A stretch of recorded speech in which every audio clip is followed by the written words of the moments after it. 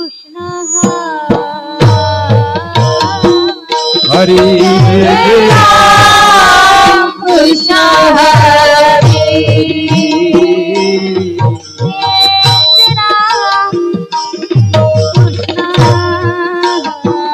हरी जय राम कृष्ण हरी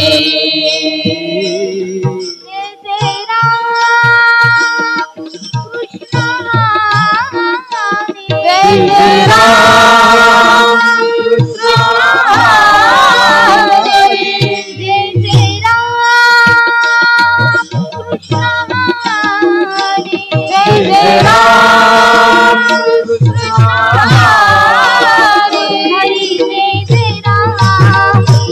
कृष्ण हरी जय राम हरी जय राम कृष्ण हरी जय राम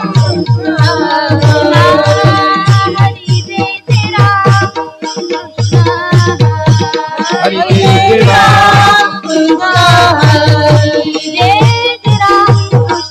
हरी जय राम हरी जय राम हरी जय राम हरी जय राम हरी जय राम जय राम हरी जय राम हरी जय राम हरी जय राम जय राम हरी जय राम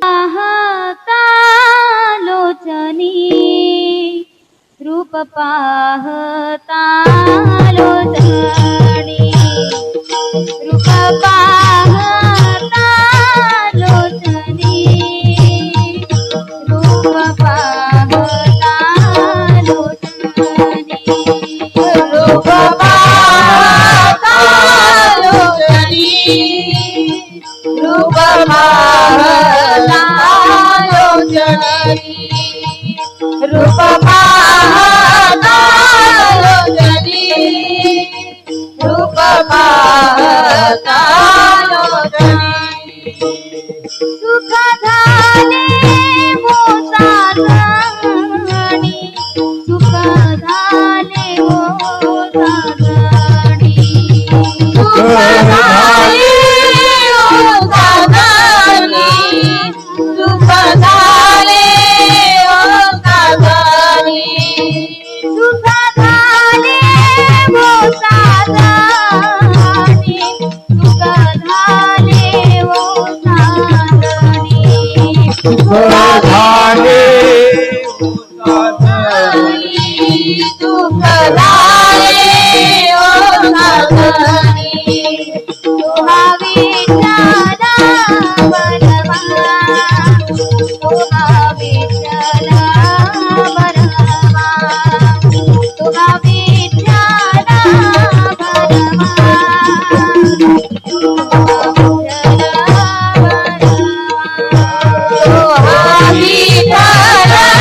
बलवा तुहा विठ्ठला बलवा तुहा विठ्ठला बलवा तुहा विठ्ठला बलवा तुहा माधव बलवा तुहा माधव बलवा तुहा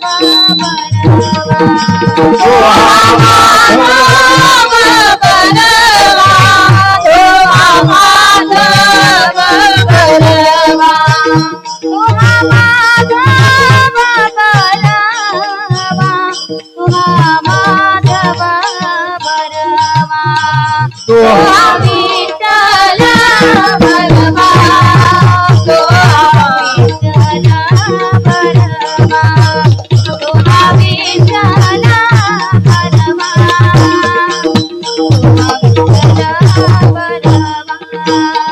तुहा विठ्ठला बलवा तुहा विठ्ठला बलवा तुहा विठ्ठला बलवा तुहा विठ्ठला बलवा तुहा विठ्ठला बलवा बहुत सुकृताची जोडी बहुत सुकृताची जोडी बहुत सुकृताची जोडी सुकृताची जोडी बहुत सुकृताची जोडी बहुत सुकृताची जोडी बहुत सुकृताची जोडी बहुत सुकृताची जोडी म्हणून विठ्ठली आवडी म्हणून विठ्ठली आवडी म्हणून विठ्ठली आवडी म्हणून विठ्ठली आवडी म्हणून विठ्ठली आवडी म्हणून विठ्ठली आवडी म्हणून विठ्ठली आवडी म्हणून विठ्ठली आवडी तुहा विठ्ठला बरवा तुहा माधव बरवा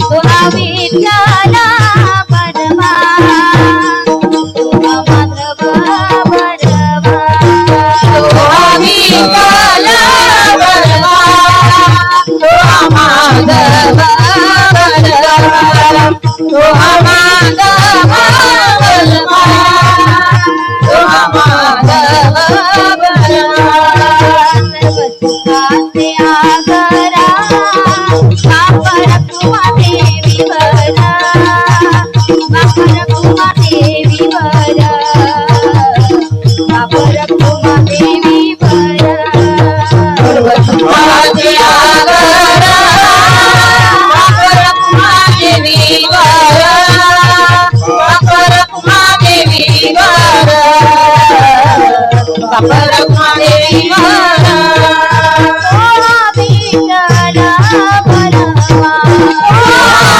विठ्ठला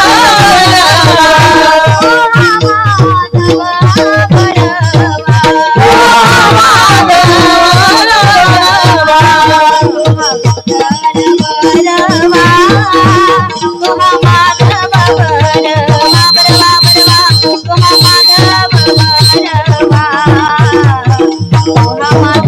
सोहा माधव सोहा विठ्ठल बरवा सोहा माधव बरवा सोहा माधव बरवा सोहा माधव बरवा जय जय राम कृष्ण हरी जय जय राम हरी जय राम कृष्ण हरी जय जय राम कृष्ण हरि जय राम हरि जय राम जय राम कृष्ण हरी जय जय राम कृष्ण हरी जय जय राम कृष्ण हरी जय जय राम जय जय राम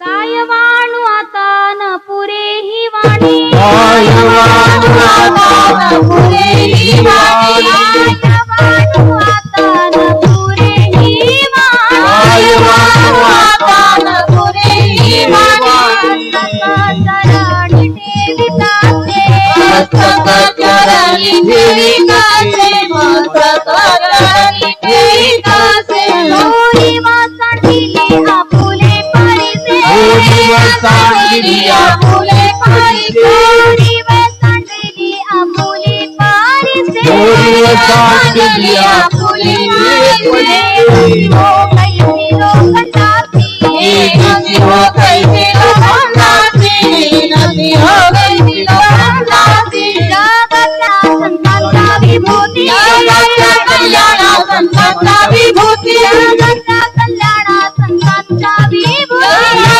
संतांचा विभूती कष्टविधी परोपकारे देह कष्टविधी परोपकारे देह कष्टविधी परोपकारे गौरी वासंडिली आपुले परिसे गौरी वासंडिली आपुले परिसे गौरी वासंडिली आपुले परिसे गौरी वासंडिली आपुले परिसे हो कैसी लोकनाथी नदी हो कैसी लोकनाथी नदी हो कैसी लोकनाथी भूतांची भांडवल संता भूतांची हे दया भांडवल संता भूताची हे दया हे भांडवल संता भूतांची हे दया भांडवल संता जगाची दया हे आठवण संता फुली ममता नाही देई आपुली ममता नाही केली आपुली ममता नाही केली होळी वसंतीली आपुली परिसे होळी वसंतीली आपुली परिसे होळी वसंतीली आपुली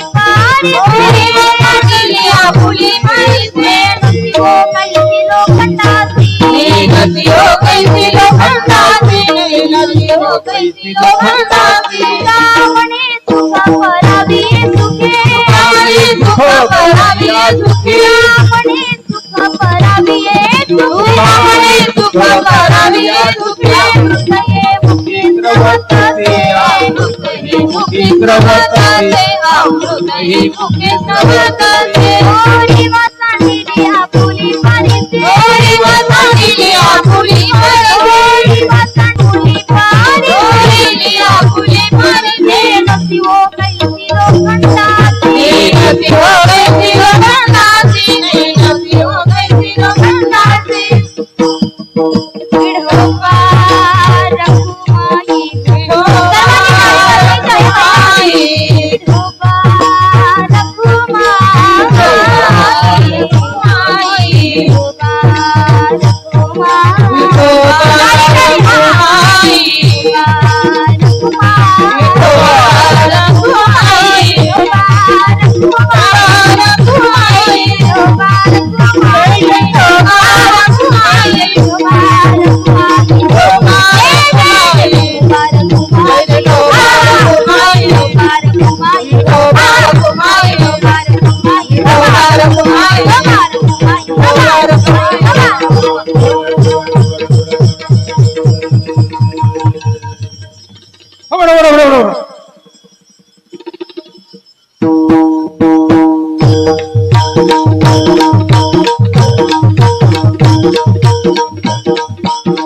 क्या बात है वाह वाह वाह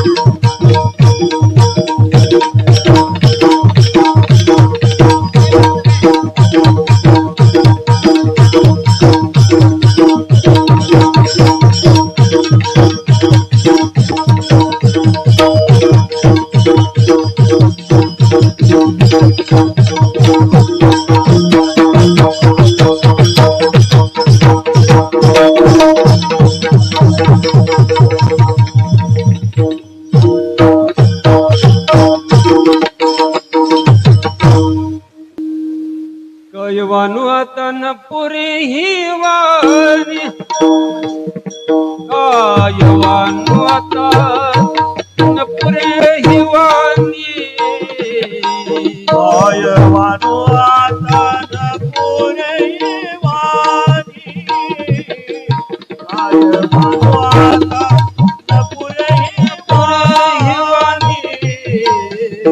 कैवानु तन पुरी हिवानी कैवानु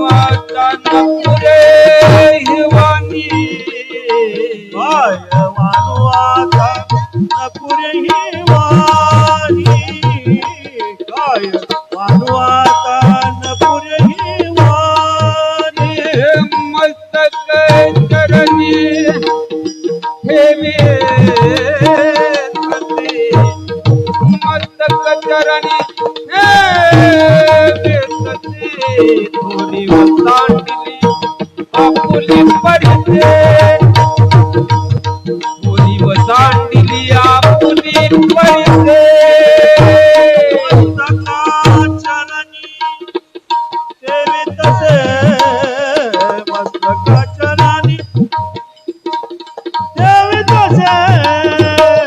कैवानु पुरे हिवानी कैवानु तन पुरे हिवानी कैवानु तन पुरे हिवानी कैवानु तन पुरे हिवानी कैवानु तन पुरे हिवानी मस्तक चरणी फिरतसे मस्तक चरणी मस्तक चरणी मस्तक चरणी ठेवित से मस्तक चरणी हे मस्तक चरणी ठेवित से ठेवित से ठेवित से मस्तक चरणी ठेवित से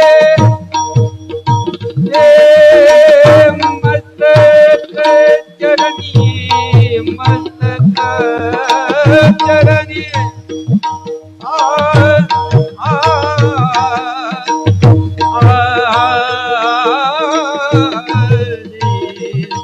मस्तक चरणी मस्तक चरणी ठेवित से मस्तक चरणी मस्तक चरणी ठेवित से मस्तक चरणी ठेवित से काय वानू आता न पुरे ही वाणी काय वानू आता न पुरे ही वाणी मस्तक चरणी ठेवित सर आनंद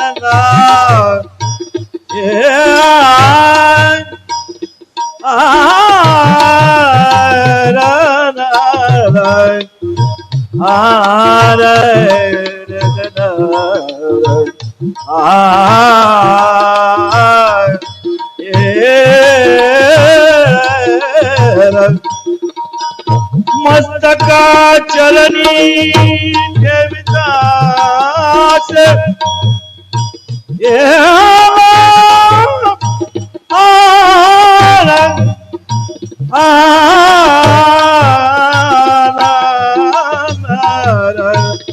मस्तक चरणी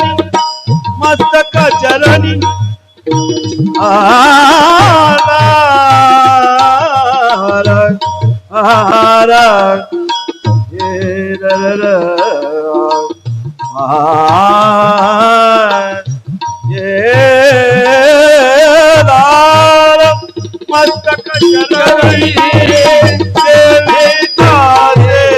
मस्तक चरणी काय वानू आता न पुरे काय वानू आता न पुरे न पुरे न पुरे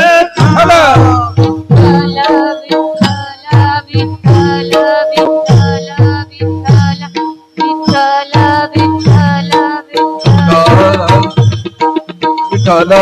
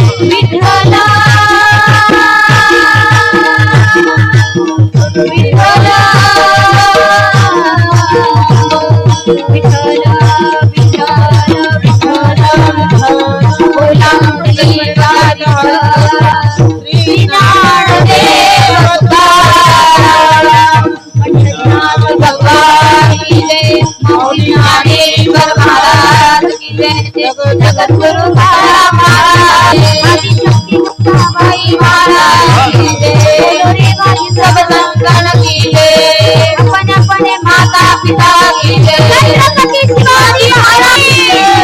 विठाला विठाला विठाला विठाला विठाला विठाला विठाला विठाला विठाला।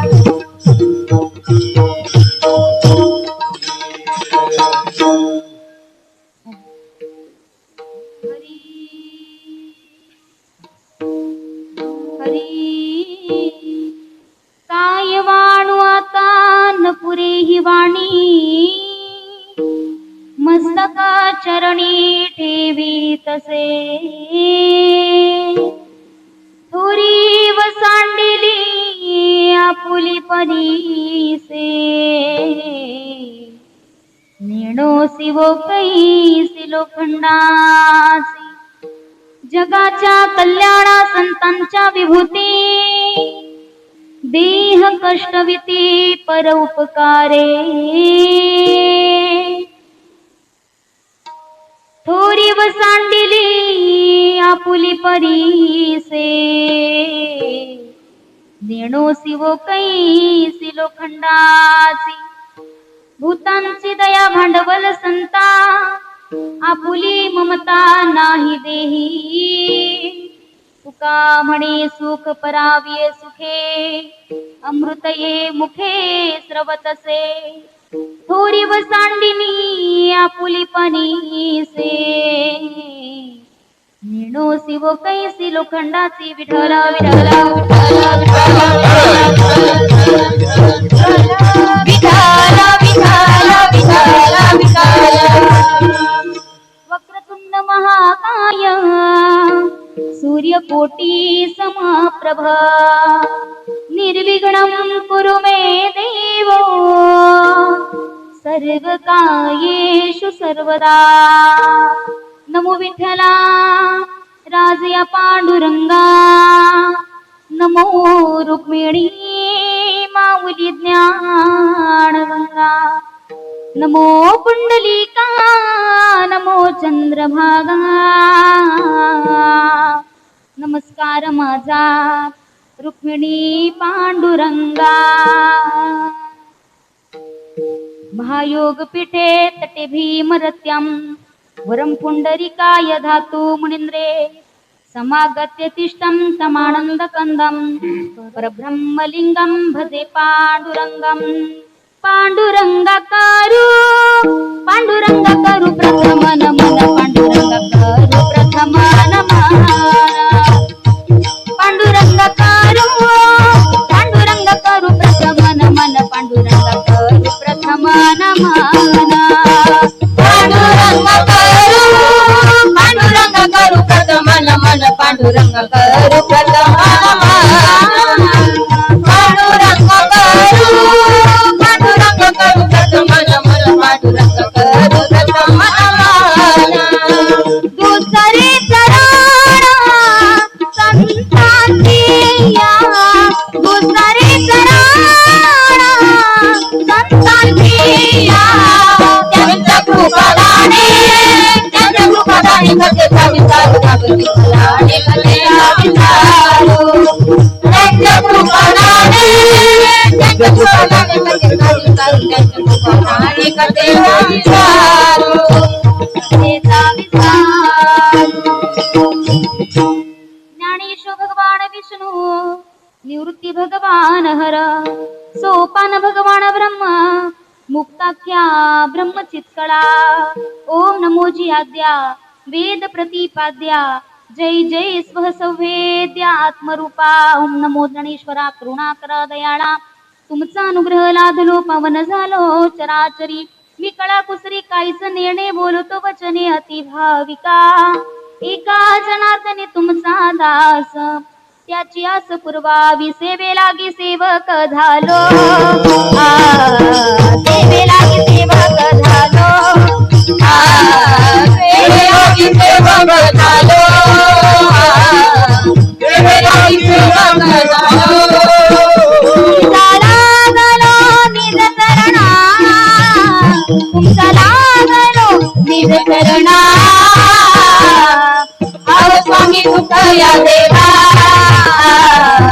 या विठ्ठला भावेरू तुमच्या लागलो निज करणा तुमच्या लागलो निज करणा स्वामी सुख या देवा विठ्ठला भावेरू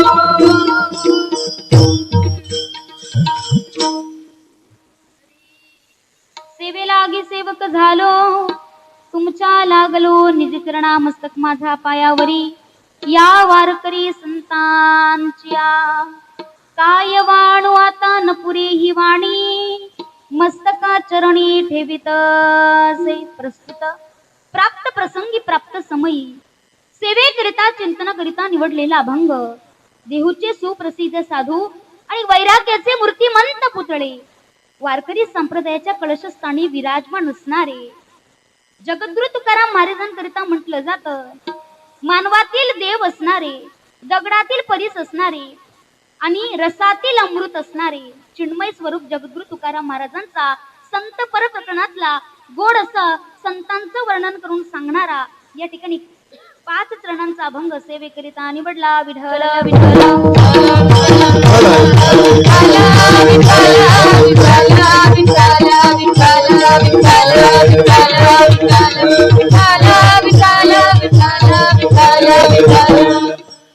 अभंगाला सुरुवात करण्यापूर्वी थोडासा अल्पसा परिहार द्यायचा तो असा. आज या ठिकाणी किम निमित्तानं ही कीर्तन रूपी सेवा, ही ज्ञानदान सेवा आयोजित केली असावी, सर्वांना ज्ञात असावं. या ठिकाणी 8व्या वर्षामध्ये पदार्पण करत असताना सालाबाद प्रमाणे याही वर्षी माय माऊली सेवाभावी संस्था ठाणे तसेच श्री सद्गुरु समर्थ हंबीर बाबा भजनी मंडळ गणेशनगर आयोजित असलेला गजर कीर्तनाचा सोहळा आनंदाचा, तसेच या ठिकाणी या कार्यक्रमाचे मार्गदर्शक आदरणीय हरिभक्तीपरायण अमित महाराज अग्रे असतील, तसेच यांच्या संकल्पनेतून या ठिकाणी आदरणीय रामचंद्र महाराज असतील, यशवंत महाराज असतील आणि यांच्या मार्गदर्शनाखाली हा सुरू असलेला अखंड हरिनाम सप्ताह या कार्यक्रमाचे या ठिकाणी मार्गदर्शक, अध्यक्ष, खजिनदार, उपाध्यक्ष, उपखजिनदार, सचिव, सदस्य, उपसचिव सगळे काही या ठिकाणी कमिटी मंडळ असेल, सर्वांच्या चरणावरती नतमस्तक होईल. या ठिकाणी असलेली सर्व वारकरी मंडळी, ज्ञात श्रोता मंडळी आणि आजच्या कीर्तन रूपी सेवेला सुरुवात करेल. मस्तक माझा पायावरी या वारकरी संतांची, लाड केले कमी संतांची, मजवरी कृपा बहुतांची. प्रस्तुत प्राप्त प्रसंगी प्राप्त समयी सेवेकरिता चिंतनाकरिता निरूपणाकरिता निवडलेला जो अभंग आहे ना मायबाप, या अभंगाचा थोडक्यात भावार्थ असा. जगद्गुरु तुकोबराय वर्णन करतात. काय वाणू आता न पुरी ही वाणी मस्तक चरणी ठेवितसे. संतांचं वर्णन करत असताना तुकोबराय म्हणतात की माझ्या वाणीनं संतांचं वर्णन काय करावं, माझी वाणी सुद्धा कमी पडते म्हणून मस्तक चरणी ठेवितसे. बघा, परीस आपला मोठेपणा बाजूला सारतो. बघा, परीस कधी विचार करतो का की लोखंडाला जर माझा स्पर्श झाला तर त्याचं काय होईल, सोनं होईल. पण हा मोठेपणा बाजूला सारून ज्या वेळेला परीस त्या लोखंडाला स्पर्श करतो आणि त्या लोखंडाचं सोनं होतं, अगदी त्याप्रमाणे संत आहेत की संतांच्या जीवनामध्ये सुद्धा कदापि मोठेपणा नसतो. कधी संत सुद्धा आपली थोरवी या ठिकाणी मांडत नाही. जगद्गुरु तुकोबराय म्हणतात की संतांचं जीवन, संतांच्या विभूत्या कशा करीत आहेत. जगाच्या कल्याणा संतांच्या विभूती, देह कष्टविती परोपकारी. जड जीवावरती संत माते प्रेम करतात, माया करतात यात शंका नाही. पण भूतांची दया भांडवल संता, प्राणी मात्रांवरती सुद्धा आमचे संत प्रेम करतात, दया करतात आणि स्वतःच्या देहाविषयी अजिबात ममत्व नसतं. अशा संतांच्या मुखातून, संतांच्या या ठिकाणी अमृतमय वाणीतून सतत भगवान परमात्म्याचं नामस्मरण सुरू असतं आणि समोरच्याच्या सुखामध्ये म्हणजे दुसऱ्याच्या सुखामध्ये संतांचं सुख असतं. म्हणून तुका म्हणे सुख पराविय सुखे आणि अमृत ये मुखे स्रवतसे. विठ्ठल विठ्ठल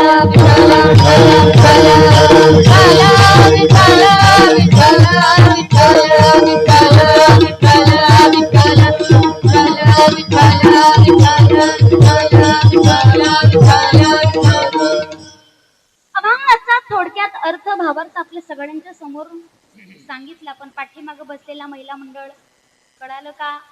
कळालं असेल तर थोड्याशा माना हलवायला काय हरकत? हो तरी म्हणा, नाही तर नाही तरी म्हणा. सुंदर असं या अखंड हरिनाम सप्ताहाचं गजर कीर्तनाचा सोहळा आनंदाचा इतकं सुंदर आयोजन, नियोजन आणि प्रयोजन आहे की ह्याचं वर्णन तरी काय करावं. की ज्या प्रमाणे तुकाराम महाराजांनी संतांचं वर्णन करत असताना काय वाणू आता नपुरे ही वाणी, अगदी मी सुद्धा इथे म्हटलं की ह्या सप्ताह जरी छोटासा असला पण वर्णन मात्र मोठं करता येईल. तर जितके या ठिकाणी सुंदर मृदुंगाचार्य मृदुंग अलंकार आपल्याला लाभलेले आहेत, तितके सुंदर तबला वादक सुद्धा, तितके सुंदर गायनाचार्य, तितके सुंदर या ठिकाणी हार्मोनियमची साथ आहे. आणि या ठिकाणी साथ करणारी जी वारकरी मंडळी आहे ती तर अतिच उत्तम आहे. आणि सिस्टम सुद्धा फक्त बघा, महिला मंडळ म्हणतात ना की गंधर्वासारखे गायन करणारे, चंद्र आणि सूर्यासारखे या ठिकाणी वादन करणारे, ऐकणारे या ठिकाणी तुम्ही कोण आहात? कोण आहात? महिला मंडळ. जर अंतकरणापासून तुम्ही इथे आला आहात ना, अंतकरणापासून सेवा श्रवण केली तर जीवनामध्ये उद्धार व्हायला वेळ लागणार नाही. विठ्ठल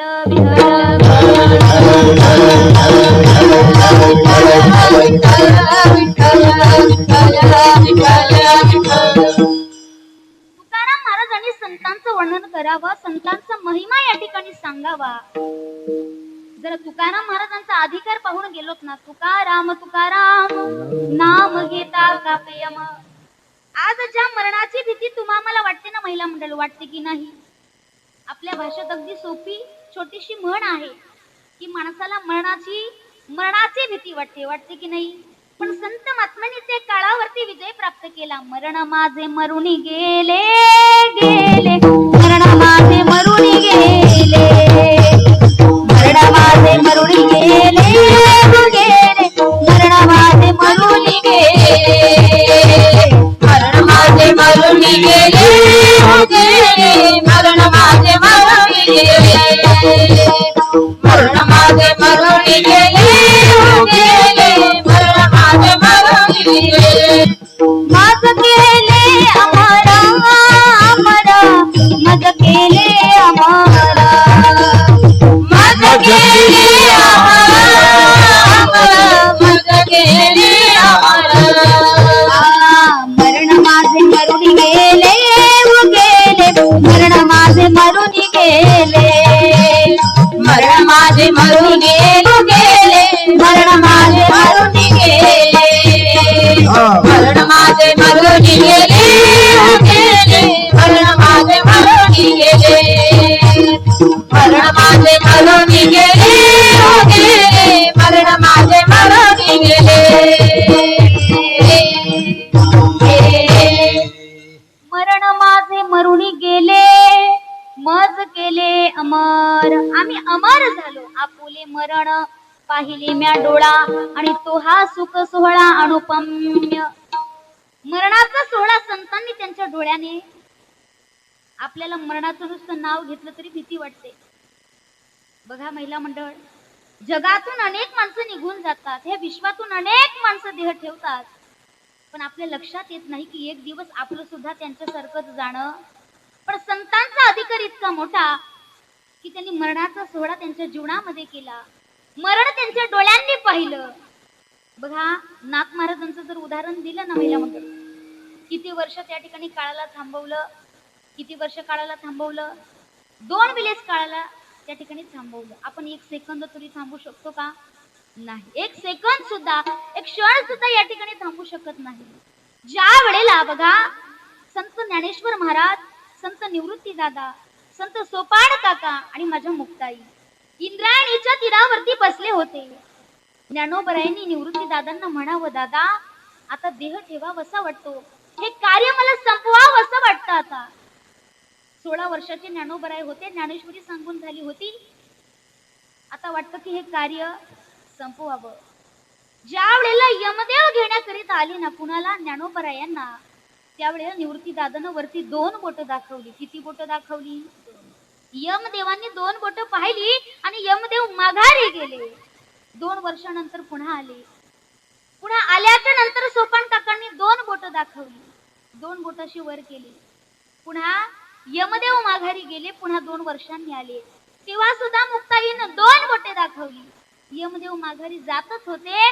आता मुक्ताईंचा स्वभाव म्हणजे थोडा किचकट स्वभाव होता माझ्यासारखा. महिला मंडळ झोपल्या की काय? जे बोलायचं आहे ते तोंडावरती बोलायचं, माघारी बोलायचं. महिला मंडळ तुम्ही म्हणाल की आम्हाला तोंडावर बोलायला आली की माघारी बोलायला आली? जे बोलायचं आहे ते समोरच बोलायचं. यमदेव माघारी जातच होते. मुक्ताईनं यमदेवानं थांबावं. अरे यम्या, अरे काळ्या थांब जरा. तू यमदेव असून तुला काही कळत?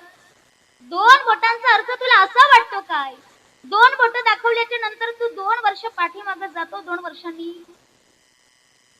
2 बोटांचा अर्थ तुला वाटतं की 2 वर्ष जाणं माघारी आणि पुन्हा येणं. अरे 2 बोट म्हणजे एक म्हणजे चंद्र आणि दुसरं म्हणजे सूर्य. जोपर्यंत चंद्र आहे, जोपर्यंत सूर्य आहे, तोपर्यंत तू माझ्या ज्ञानानं घेऊन जाऊ शकत. म्हणून संतांची कीर्त, संतांचा महिमा असा आहे की काळाला सुद्धा परतवून लावता येतं. जिंकोनिया काळा या बाजूला काळा जिंकोनिया काळा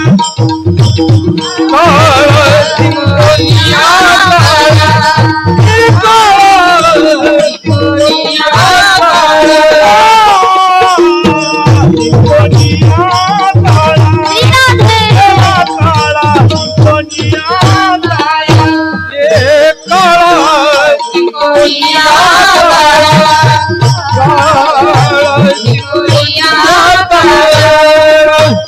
वरी केले घुमंडळा वरी केले घुमंडळा जिंकोनिया काळा जिंकोनिया काळा वरी केले घुमंडळा वरी केले घुमंडळा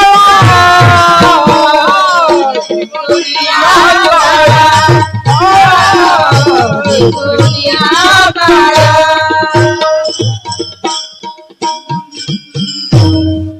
जिंकोनिया काळा वरी केले भूमंडळा. मला तर वाटतं निळोबरांचे प्रमाण आहे ना. संत महात्मे म्हणतात की जीवनामध्ये जीवन जगत असताना आपलं महिला मंडळ जीवन कसं आहे. आपल्याला शेजारीनबाई चांगलं बोलत. तुकाराम महाराजांचा अधिकार इतका मोठा की वैऱ्याने सुद्धा गोड वर्णन करावं. आपल्याला घ्यायचं काय आहे की काळाला सुद्धा या ठिकाणी माघारी लावण्याची ताकद संतांमध्ये आहे. जगा काळ खाय आम्ही माघारीला पाय. काळाच्या माथ्यावरती संत महात्म्यांनी पाय दिला. आपण 1 सेकंदही थांबू शकत नाही. तुकोबरा म्हणतात की संतांचं वर्णन माझ्या या अल्प वाणीनं काही होणार नाही. वाणी सुद्धा माझी कमी पडते. मी या देहाला आलात ना महिला मंडळ, भगवान परमात्म्यानं हा लाख मोलाचा नरदेह कशा करिता दिला. देवे दिला देह भजना घुमटा तो या झाला पाटा बाधिकेचा. संतांच्या शब्दावरती, संतांच्या पुराणावरती आपण विश्वास ठेवला पाहिजे. पण आपला जेवढा गाथा पुराणावरती विश्वास नाही तेवढा कोणावरती विश्वास आहे. महिला मंडळ परमार्थ जो आपण करतोय ना, त्याच्या जो परमार्थ आपण करतोय त्या परमार्थावरती, त्या परमात्म्यावरती सुद्धा आपला विश्वास मुळीच नाही. कुशल नाही म्हणता तुमचा विश्वास नसला पाहिजे. विश्वास नेमका कुठे ठेवावा? नको त्या गोष्टीवरती विश्वास ठेवला की फजिती झाल्याशिवाय राहत. पटवून देण्याकरिता एक सुंदर उदाहरण देईल बघा.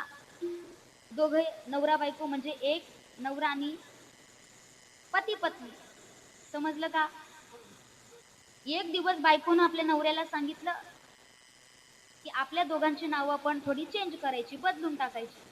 आता हा सुद्धा थोडं तिचं ऐकणार होता. माझं वैयक्तिक तरी मत आहे महिला मंडळ की संसारामध्ये थोडस सुख प्राप्त व्हावं, थोडासा आनंद निर्माण व्हावं याकरिता बायकोचं थोडं तरी ऐकलं. सगळेच जण पाहिजे म्हटले म्हणजे, पण ती जर खोलवर सांगत असेल मग मी काही गॅरंटी देऊ शकत. मग पुढे काही शाश्वती देता येणार नाही. ह्यानं सांगितलं तू जसं म्हणशील तसंच मी करणार. पण ह्यानंही म्हटलं की आपल्या पश्चात लेकरं नाही, कुणीच नाही, फक्त 2 बैल आहेत.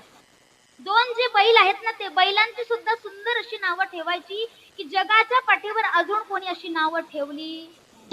तिनं सांगितलं तुम्ही जसं म्हणाल तसं करूया. हिनं सांगितलं की अगोदर आपल्या दोघांची नावं ठेवूया. माझं नाव जिलेबी, माझं म्हणजे माझं नाही तिचं. लक्षात ठेवा बरं का नावा. महिला मंडळ नावं लक्षात ठेवा. माझं नाव जिलेबी आणि तुमचं नाव लाडू. बैलांची नावं ठेवली, एकाचा चाबूक आणि दुसऱ्याचा पाहुणा. 4 नावं लक्षात ठेवा. पुढे आपल्याला विचारायची आहेत, ती नावं तुम्हाला सांगायची आहे. एक दिवस अशी गंमत झाली की जिलेबी मात्र एकटीच घरी होती. जिलेबी म्हणजे जिलेबी बाई. पाहुणा नावाचा माणूस त्यांच्या घरी पाहुणा आला. लाडू शेतावरती काम करत होता. जिलेबी बाईने या पाहुण्याला पाणी सुद्धा विचारलं. बघा महिला मंडळ, आपल्या घरी पाहुणा आल्याच्या नंतर, आपलेष्ट आल्याच्या नंतर, तो ओळखीचा असू द्या अथवा अनोळखी असू द्या, पण निदान त्याला पाणी तरी आपण विचारू. पण ह्या जिलेबी बाईनं पाणी सुद्धा विचारलं नाही. 1 तासानंतर सांगू लागली की तुम्ही इथे जेवण करणार की शेतीवरती लाडू आहे तिकडे जायचं. ह्याला वाटलं इथे बसून जर पाणी सुद्धा मिळत नसेल तर लाडू खाण्याकरिता शेतीवरती जावं लागलं तरी चालेल. टेन्शन घ्यायचं. लाडूच्या आशेने हा शेतावरती गेला. आता लाडू सोबत यानं 1-1.5 तास गप्पा मारल्या. लाडूनं सुद्धा काही विचारलं. ज्या वेळेला दुपारची वेळ झाली, आता घरी जायचं आहे, जेवण करायचं आहे घरी जाऊन, घाई घाईनं दोन्ही जे बैल होती ना ती दाव्याला बांधली. पुन्हा लाडूनं. आणि शेवटी घरी जायला निघायचंच आहे तेवढ्यात लाडूनं त्या पाहुण्याला सांगितलं की तुम्ही इथे जेवण करणार की घरी जिलेबी आहे तिकडे जायचं. ह्याला वाटलं की इथे बसून जर साधं पिठलं भाकर मिळत असेल तर इथे थांबून फायदा, घरी मस्त जिलेबीचा आपल्याला आस्वाद घ्यायला मिळेल. आणि जिलेबी याचा फेवरेट मेनू होता महिला मंडळ. इथे आज पंगतीला जिलेबी लाडू नाही ना, नाहीतर तुमच्या तोंडाला आताच पाणी यायचं. तुमचं मन ह्या श्रवणामध्ये लागणार नाही. ह्यानं सांगितलं की मी इथे थांबणार नाही, म्हणजे तुमच्या सोबत घरी जिलेबीचा आस्वाद घ्यायला. त्याला काही कळालं नाही. घाई घाईनं दोन्ही बैलांना दाव्याला बांधलं. पुन्हा लाडूनं आणि पाहुण्याला घेऊन घरी आला. जिलेबी बाईला सांगितलं की आपल्या घरी पाहुणा आलेला आहे, 5 पक्वान्नाचा स्वयंपाक रांधला पाहिजे. आता हिला इतका कंटाळा आला होता. ऐन वेळी जर पाहुणा आला महिला मंडळ तर तुम्ही काही 4-5 पदार्थ करता का? एका कुकरच्या शिट्टीमध्ये तयार होणारा खिचडी भात हिनं कुकरला घातला आणि दुसऱ्या चुलीवरती हिनं बासुंदी उकळत ठेवली. हिला वाटलं कुकरला शिट्टी येते, बासुंदी उकळते, तोपर्यंत आपण शेजारीन बाईला सांगून येऊया की आमच्या घरी कोण आलेला आहे. हा, इथपर्यंत तुम्ही पक्का ऐकलं. शेजारीन बाईला जायला सांगतच होती, शेजारीन बाईकडे जातच होती. तेवढ्या दरवाजामध्ये हिने कोणाला पाहिलं तर त्या ठिकाणी पाहुणा नावाचा बैल दाव्याला बांधलेला होता, तो सुटून घरी. हिनं आरडाओरडा करायला सुरुवात केली. नवऱ्याला सांगू लागली की अहो आपला पाहुणा घरी आला.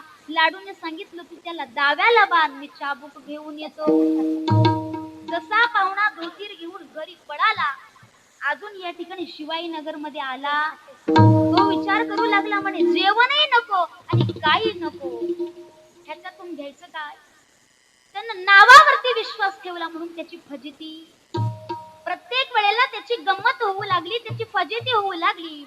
तुम्ही आम्ही सुद्धा या देहाला आल्याच्या नंतर विश्वास कुठे ठेवायचा तर भगवान परमात्म्याच्या नावावरती विश्वास ठेवायचा, नव्हे नव्हे तर संतांच्या चरणावरती विश्वास ठेवायचा.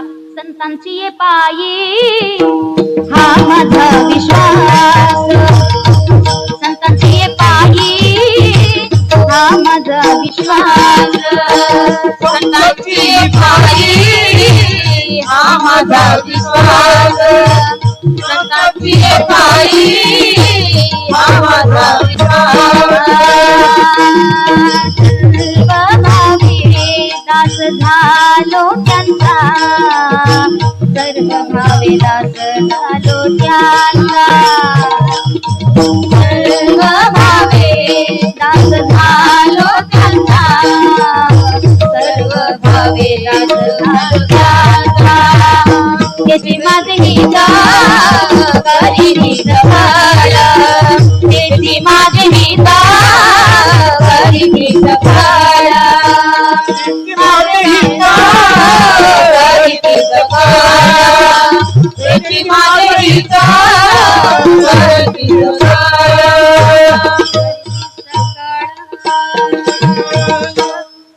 संतांची पायी हा माझा विश्वास, सर्व भावी दास झालो त्यांचा, तेची माझे हित करीती सकळ, जेणे हा गोपाळ कृपा करी. भगवान परमात्मा त्या साधकावरती भक्तावरती कृपा केल्याशिवाय राहत नाही. कारण भगवान परमात्म्याचं पहिलं कार्य आहे वचन न मोडी बोलिले ते.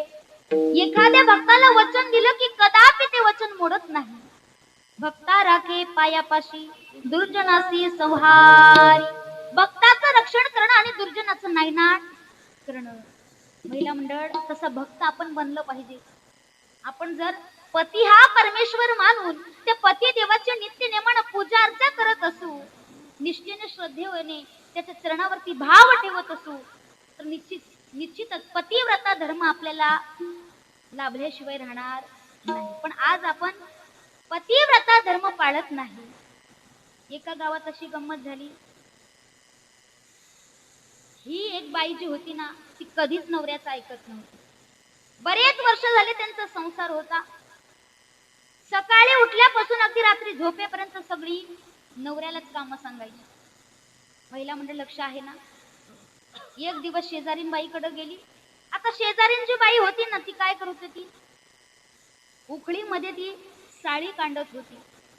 साळी कांडत असताना तिने जावं तिच्या सोबत गप्पा चर्चा कराव्या. म्हणे काय ग, मी रोज तुझ्या जवळ आली की तू दुपारच्या वेळेला साळी कांडत असते, ते उखळीमध्ये घालून मुसळ घालते आणि साळी कांडत असते. तेवढ्यात तिचा पती आला आणि तिच्याकडून पाणी मागितलं. आता पाणी मागितल्याच्या नंतर ती जसं त्या उखळीमध्ये मुसळ घालून साळी कांडत होती, हातामध्ये जे मुसळ होतं ना, तिने वर फेकून आणावं. कुठं? पतीनं पाणी मागितला.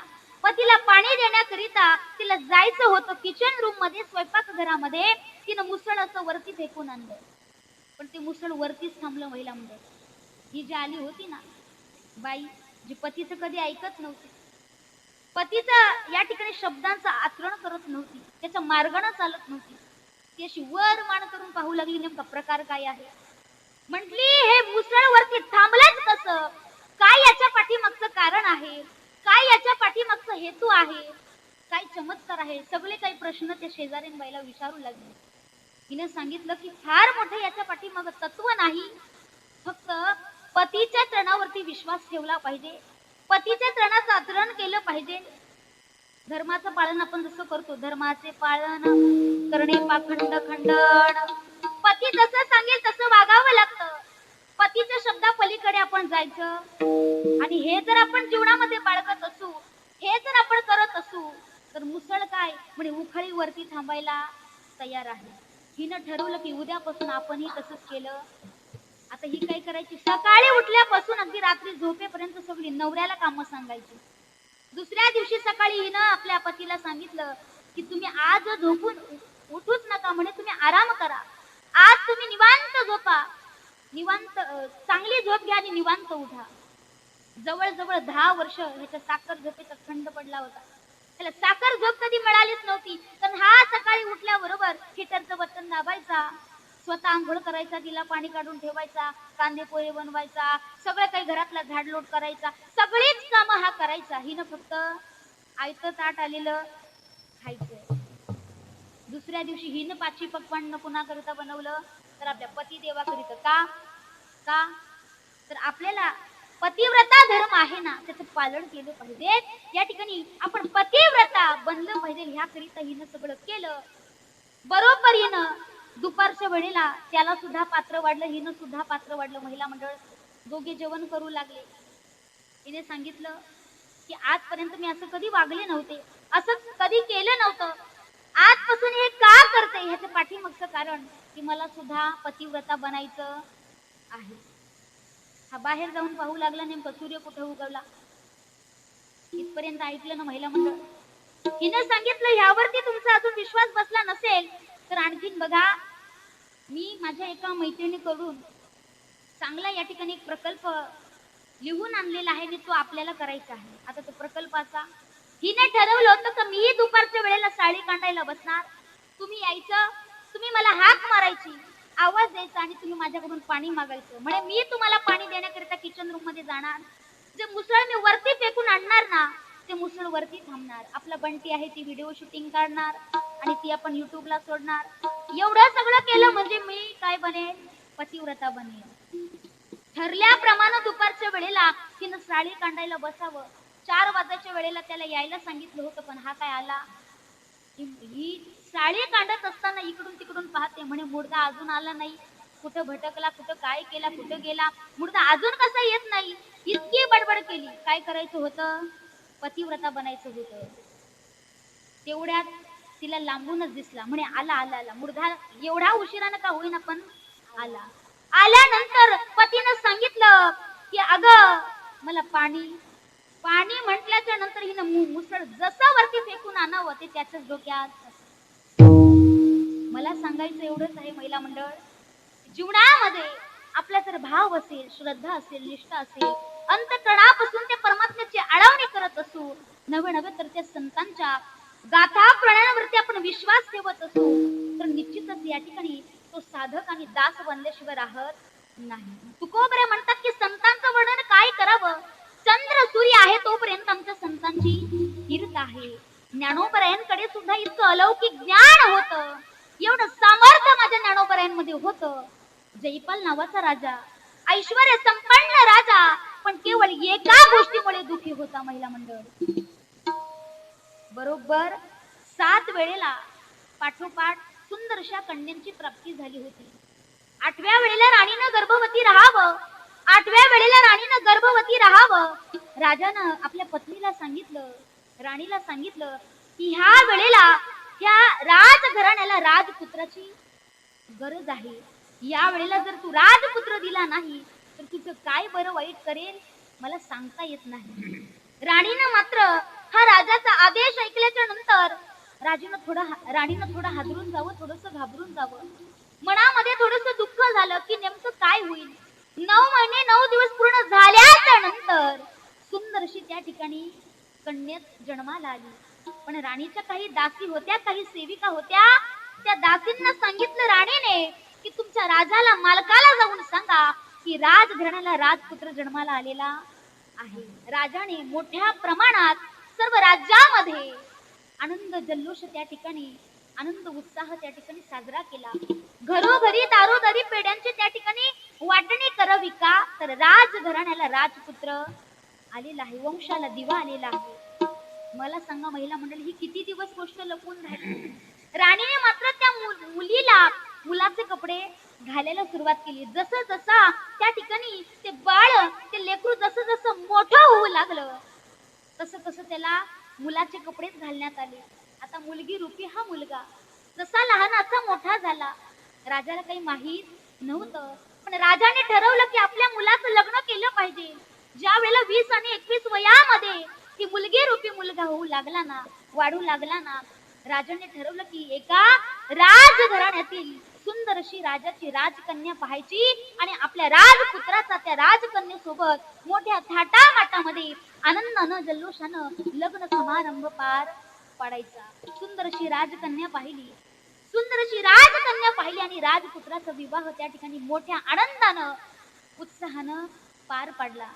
संसाराला दोघे लागले, पण संसाराला प्रपंचाला लागल्याच्या नंतर एखाद्या पती पत्नीच्या एकांताची वेळ येते ना, त्या वेळेला त्या मुलगी रूपी मुलाला थोडी ईर्ष्या वाटू लागली, आपली लाज वाटू लागली. रात्रीच्या समयी जसा घरातून बाहेर निघाला, विचार केला मनामध्ये की आता जीवन जगायचं नाही, त्या देहाचा कायमस्वरूपी त्याग करायचा.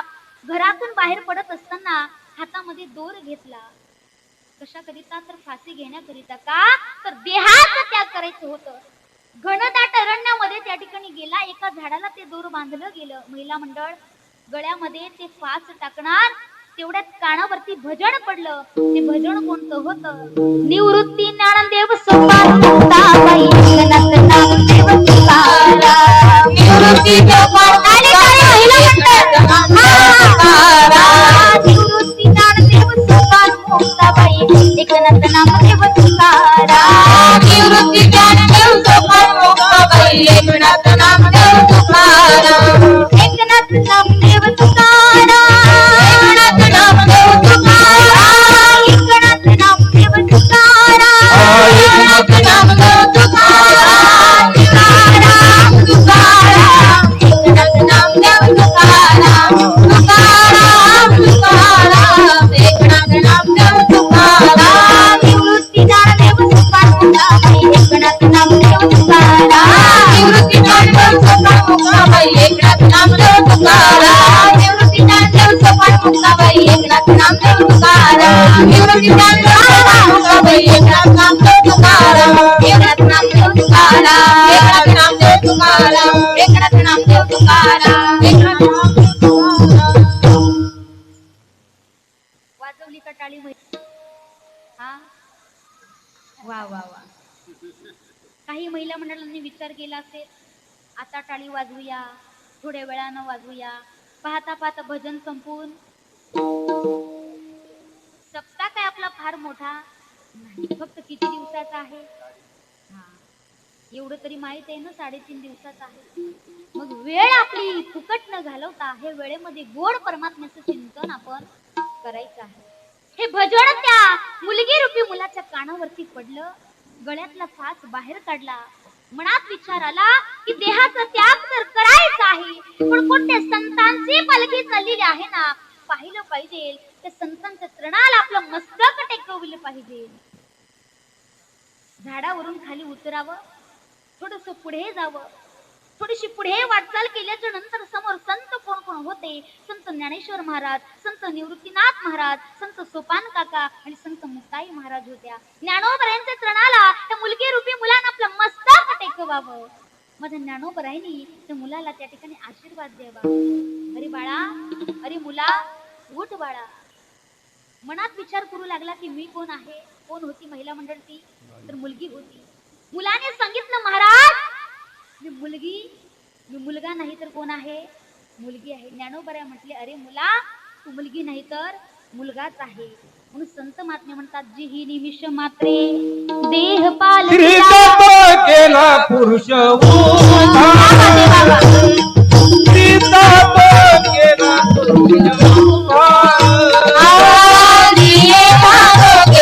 पुरुष गेला पुरुष देह पालकीला निमिष मात्रे देह पालकीला निमिष मात्रे देह पालकीला निमिष मात्रे देह पालकीला केला पुरुष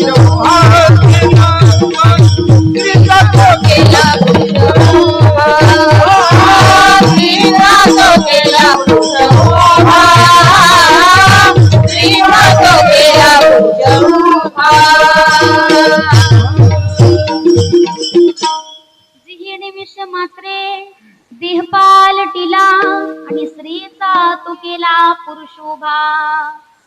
क्षणार्धात देह सुद्धा पालटवण्याची या ठिकाणी ताकद, देह सुद्धा पालटवण्याचं सामर्थ्य, अलौकिक ज्ञान माझ्या संतांमध्ये आहे. तुकोबरे म्हणतात की आणि या ठिकाणी संतांचं वर्णन मी काय करावं, माझी वाणी सुद्धा कमी पडते. अभंगाचं कसं काय वाणू आता वाणी काय वाणी आता काय वाणू आता नपुरे वाणी काय वाणू आता नपुरे काय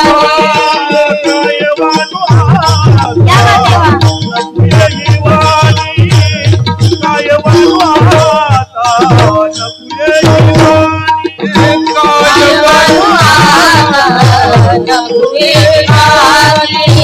काय वाणू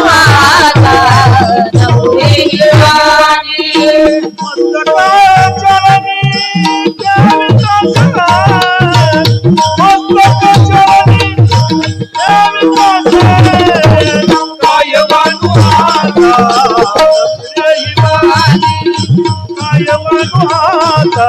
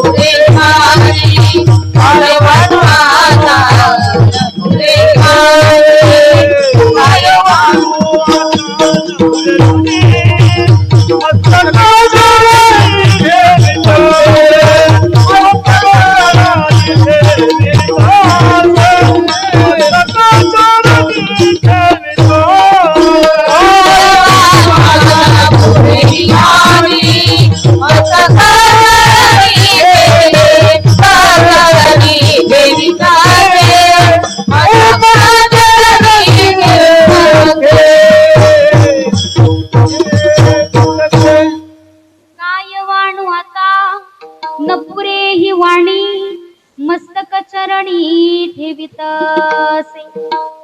या अभंगाची रचना करत असताना बघा, तुकाराम महाराज विद्वान आहेत. तुकाराम महाराजांची कीर्त लोहगाव मध्ये पसरली. आता लोहगाव हे तुकाराम महाराजांच्या मामाचं गाव होतं. पण ज्यावेळी लोहगावकरांना कळालं की तुकाराम महाराज विद्वान आहेत, तुकाराम महाराजांची कीर्त त्या ठिकाणी संपूर्ण लोहगाव मध्ये पसरू लागली. बघा, सुंदर असा तो दिवस होता. कोणता? तर ज्ञानोबरायांच्या समाधी सोहळ्याचा दिवस. महावैष्णव ज्ञानोबरायांचा समाधी सोहळ्याचा दिवस होता. तुकाराम महाराजांकडे लोहगावातली काही मंडळी गेली आणि तुकाराम महाराजांची त्या ठिकाणी विनवणी केली की आजच्या दिवशी तुम्ही गावामध्ये कीर्तन करा. तुकाराम महाराज म्हटले की महावैष्णव ज्ञानोबरायांचं या ठिकाणी वर्णन करावं एवढी माझी पात्रता नाही. तरी सुद्धा गावकऱ्यांनी इतकी विनवणी करावी की तुम्ही काहीतरी बोला, जे काही थोडस बोलता येईल ना ते तुम्ही त्यांच्या मानाखातर त्या ठिकाणी जगद्गुरु तुकोबऱ्यांनी जावं. एकादशीचा त्या ठिकाणी दिवस होता, समाधी सोहळ्याचा त्या ठिकाणी दिवस होता. संपूर्ण या ठिकाणी पारंगण भरलेलं होतं. इतकी शांतता त्या ठिकाणी पसरली होती महिला मंडळ की झाडावरती काही पक्षी बसले होते ना, त्यांचा सुद्धा किलबिट आवाज येत नव्हता. इतकी शांततामय वातावरण पसरलेलं होतं. का तर सगळे उत्सुक झाले होते. सगळ्यांनी आपले कान लावले होते की आज तुकाराम महाराजांच्या वाणीतून आपल्याला काय ऐकायला मिळणार आहे. तर माऊली ज्ञानोबराया, माऊली या ठिकाणी महावैष्णव ज्ञानोबरायांचं आपल्याला या ठिकाणी चरित्र ऐकायला मिळणार आहे. ज्ञानोबरायांचा या ठिकाणी समाधी सोहळ्याचं वर्णन ऐकायला मिळणार आहे. आता मी ज्ञानोबरायांचं उदाहरण दिलं तुम्हाला. जिही निमिष मात्र देह पालटिला. इतकंच नाही तर बघा, रेड्या मुखी वेद बोलविला, गर्व द्विजांचा हरविला, शांती बिंब प्रकटला ज्ञानोबा माझा. नाम्या सेवे जेवी नवे संकोचित, ज्ञानी यांची भिंत अंगी होडी. तुकाराम महाराजांच्या ह्या सगळ्या गोष्टी लक्षात आला. तुकाराम महाराज ऐकून होते की त्या ज्ञानोबरांबद्दल मी काय वर्णन करावं.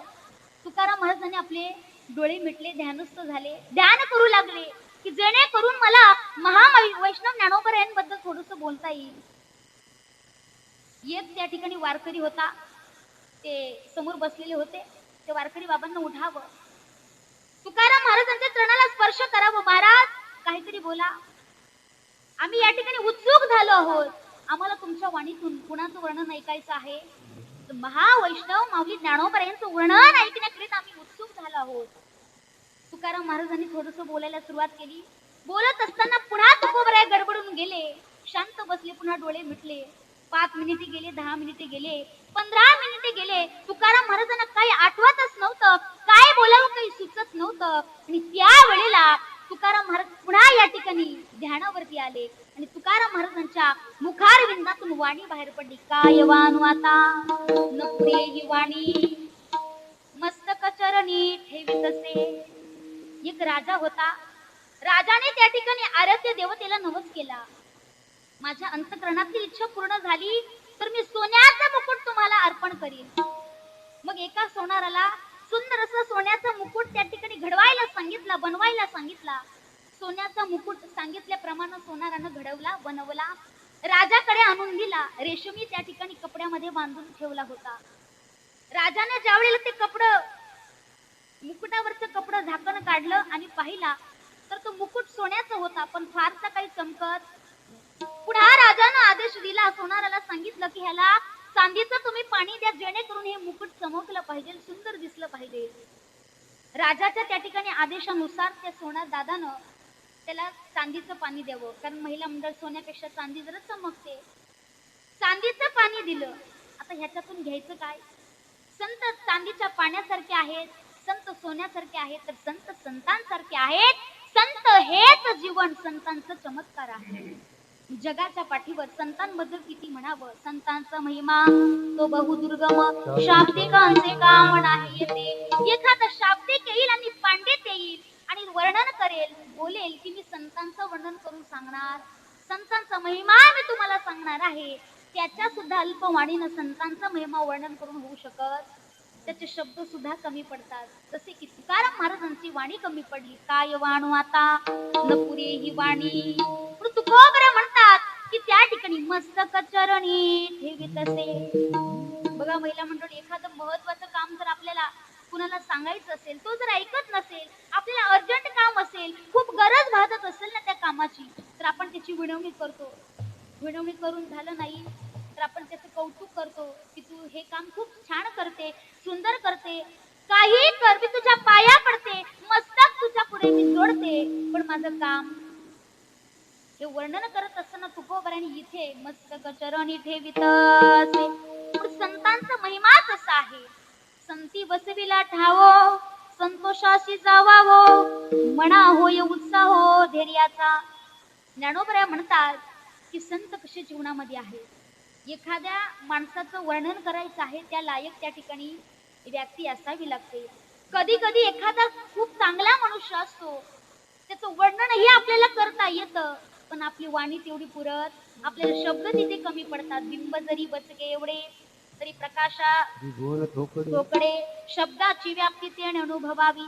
एखाद्या माणसाला त्या गोष्टीचा अनुभव असला तर अनुभवाने तो त्या ठिकाणी वर्णन करू शकतो, अनुभवाने तो समजावू शकतो, अनुभवाने त्या ठिकाणी सांगू शकतो. पण एखाद्या माणसाला त्याचा अनुभवच नसेल, तो काही बोलेल का? बोलेल का? तुकोबराय म्हणतात की माऊली महावैष्णव ज्ञानोबरायांचं वर्णन मी काय करावं, मस्तक चरणी ठेवीत असे. तुकाराम महाराज एक संत असून सुद्धा या ठिकाणी ज्ञानोबरायांचं वर्णन करण्याकरिता तुकाराम महाराजांची सुद्धा वाणी कमी पडली. तर संत कधी जीवनामध्ये आपली थोरवी संगत नाही, आपला मोठेपणा संगत नाही, आपला मोठेपणा बाजूला सरतात. कशाप्रमाणे तर अभंगाचं दुसरं चरण. ओरीव सांडिली आपुली परी, ओरीव सांडिली आपुली परी, ओरीव सांडिली आपुली परी, ओरीव सांडिली आपुली परी, ओरीव सांडिली आपुली परी, सांडिल्या पुली परी, हो सांडलिया पोली परी, हो सांडलिया पोली परी.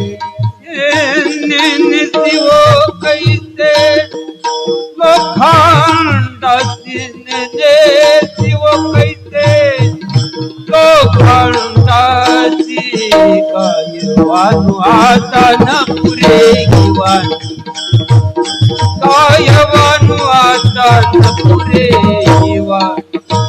शिव कैसे लोखंडाची, शिव कैसे लोखंडाची, काय वानू आता आता पुरे हिवारी, आता न पुरे हिवारी. हरी बैसांडी आपुले परे, हरी बैसांडी आपुले परे, ओरी वसाडी आपुली परी, ओरी वसाडी आपुली परी. जीव कैसे लोखंडाचे, जीव कैसे लोखंडाचे, काय वानवा पुरे हिवाळी, काय वानवा पुरे हिवाळी.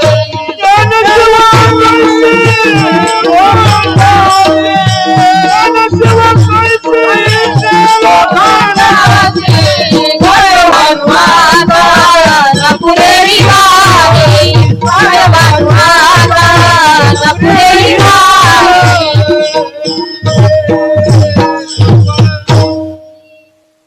उरीव सांडिली आपुली परिसे, नेणो शिवो कैसी लोखंडास.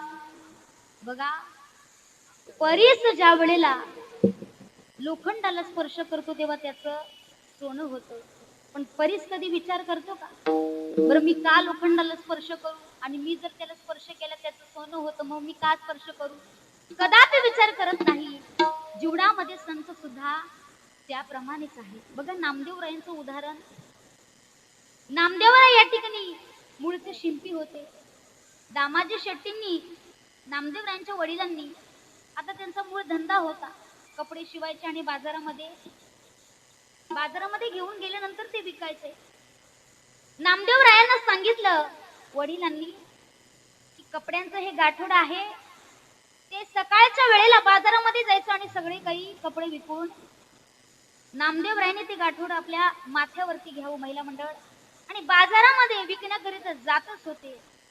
तर रस्त्यावरती वाटेवरती काही दगडे पडलेली होती, काही धोंडे पडलेली होती.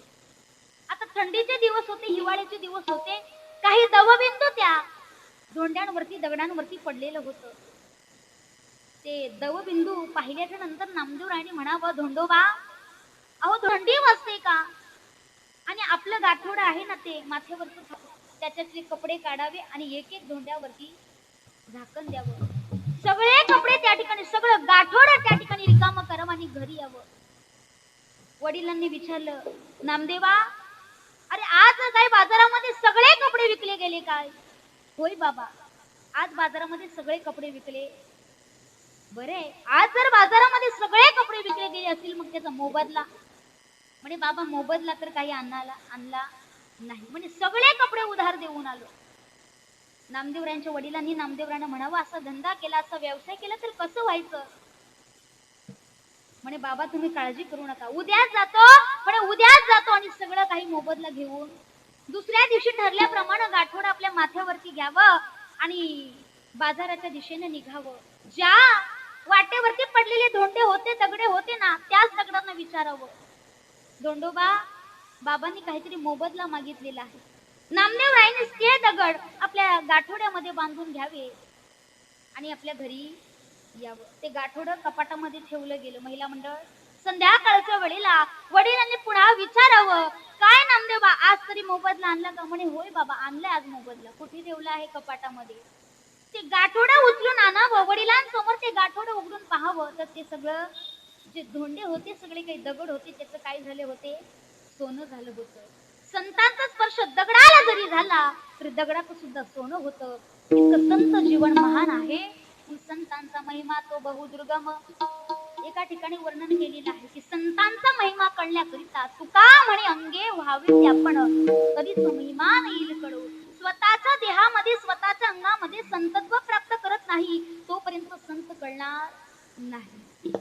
तुकाराम महाराजांकडे काय होतं? काहीच नव्हतं.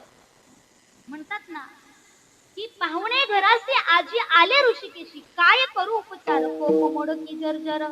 मोडकीत खाट त्या ठिकाणी, जेवण करायला सुद्धा फुटकाच त्या ठिकाणी ताट होता, पाणी पिण्याकरिता सुद्धा फुटकच त्या ठिकाणी भांड होतं. हे तुकाराम महाराजांचं वैराग्य आहे. तरी सुद्धा अहोरात्र समाज तुकाराम महाराजांकडे काहीतरी मागण्याकरिता येऊ लागला.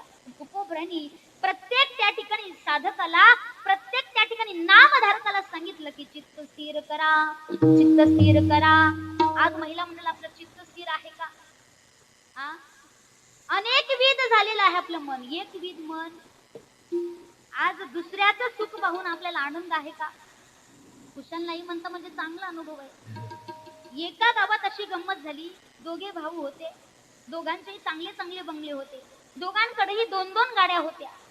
जी काही इस्टेट होती, जी काही प्रॉपर्टी होती ना, दोघांनी समान वाटणी करून घेतली होती.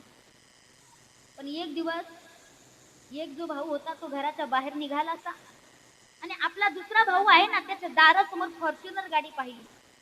जशी फॉर्च्युनर गाडी दारासमोर पाहिली, बंगल्यासमोर पाहिली, घरात गेला, त्याला चक्करच आली, त्याला टेन्शन झालं, इतकं टेन्शन झालं. मुलांनी ताबडतोब गाडीमध्ये घातलं, ठाण्याच्या हॉस्पिटलमध्ये आणलं. डॉक्टरांनी सांगितलं इथे काही इलाज होणार. मोठ्या हॉस्पिटलमध्ये त्याला दखल केलं, त्या ठिकाणी नेलं. तिथले डॉक्टर म्हटले की इथे उपचार होणार. पुढे नेलं, 2-4 हॉस्पिटलला फिरवलं. शेवटी हा गेला. बघता काय महिला मंडळ गेला तो. सगळी मौत वगैरे झाली, सगळं काही त्या ठिकाणी कार्यक्रम पार पडला, सगळा विधी त्या ठिकाणी झाला. आणि मग मुलांना कळालं की फॉर्च्युनर आपल्या काकांची नव्हती तर त्यांच्या पाहुण्यांची होती. काही गरज आहे का? जीवनामध्ये एखाद्याची फसवणूक होईल असं जीवन तर कधी जगू नका. आता कोरोनाच्या काळात तर बघा, थोडस जर खोकलो आपण, थोडस शिंकलो तरी सुद्धा वाटायचं काय कोरोना झालेला आहे, बरोबर ना? एक माणूस एका त्याच्या मित्राला भेटला, थोडस शिंकला. मित्राने सांगितलं तू शिंकला म्हणजे तुला काय झालं असेल, इथं माझ्या जवळ उभं राहायचं नाही म्हणे. जा आताच आता ठाण्याच्या डॉक्टर कडे जा, कोरोनाची टेस्ट कर, नाहीतर मी तुला माझ्याजवळ उभं सुद्धा राहू देणार. सगळ्यांनी हा काळ अनुभवला, सगळ्यांनी ह्या वातावरणाचा आस्वाद घेतला. भयंकर असं कोरोनाचा त्या ठिकाणी काळ होता.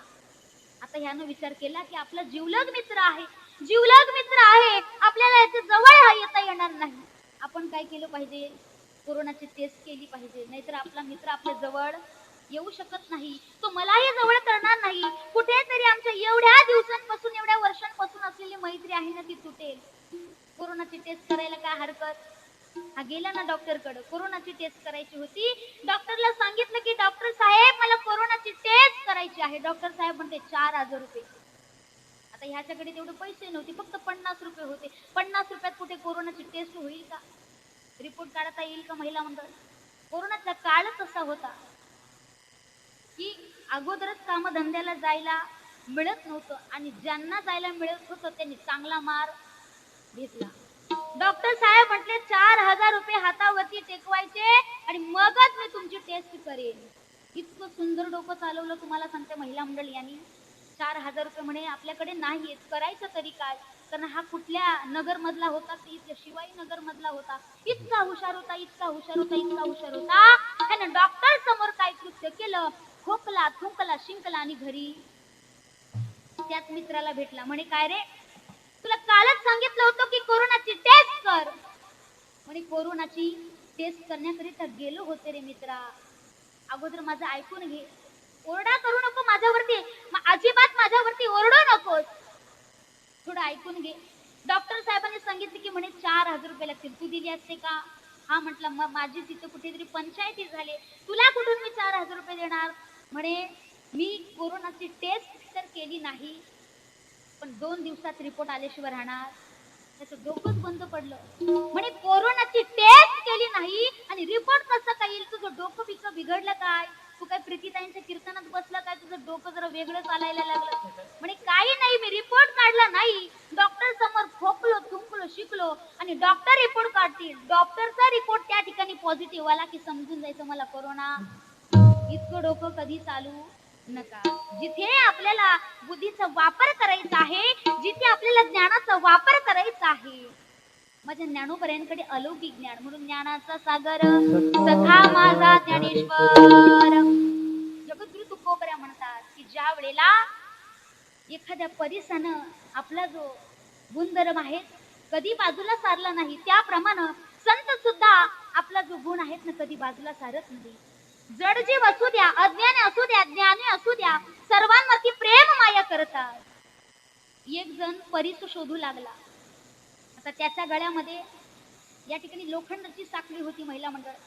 लोखंडाची साखळी, त्याला त्या ठिकाणी परीसाचा शोध घ्यायचा होता. मग तो काय करत होता, गळ्यातली साखळी जे काही रस्त्यावरती दगड मिळेल ना त्या दगडाला स्पर्श करायचा, जेणेकरून मला परीस हाती सापडेल, जेणेकरून मला परीस हाती सापडेल. अख्खं गावभर फिरला, आजूबाजूचे गाव सुद्धा फिरला. जवळ जवळ यानं 6 महिने हा उपक्रम केला. याच्या गळ्यातली जी साखळी होती ना लोखंडाची, ती सोन्याची झाली होती. समोरच्या माणसानं याला विचारलं की काय रे बाबा, तुला 6 महिन्यापासून पाहतोय, म्हणे कशाचा तू शोध घेतोय. हा म्हटलं काही नाही, मी परीसाचा शोध घेतोय. परीस काय हाती लागला नाही. म्हणे तुझ्या गळ्यामध्ये जी साखळी आहे ना ती कशाची आहे.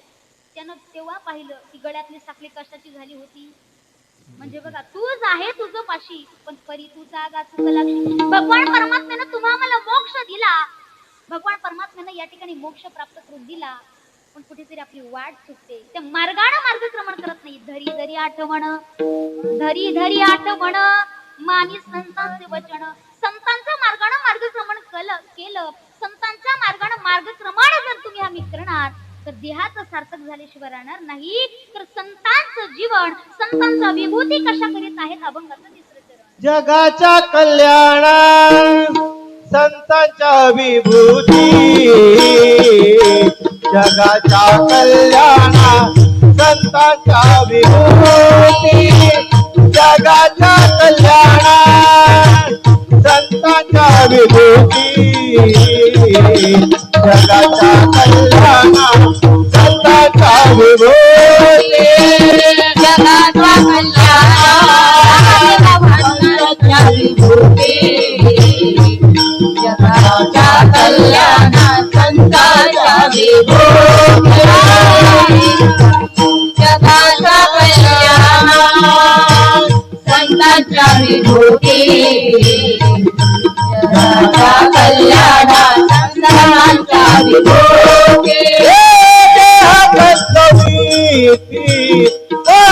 परोपकारे देह तत्त्ववीती परोपकारे राजमाता न पुरे वाणी राजमानो आता न पुरे वाणी राजमानो आता न पुरे वाणी राजमानो आता न पुरे वाणी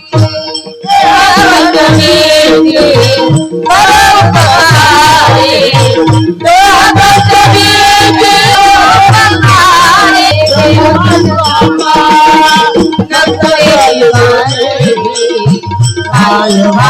माता नपुरे वाणी माता नपुरे वाणी माता नपुरे वाणी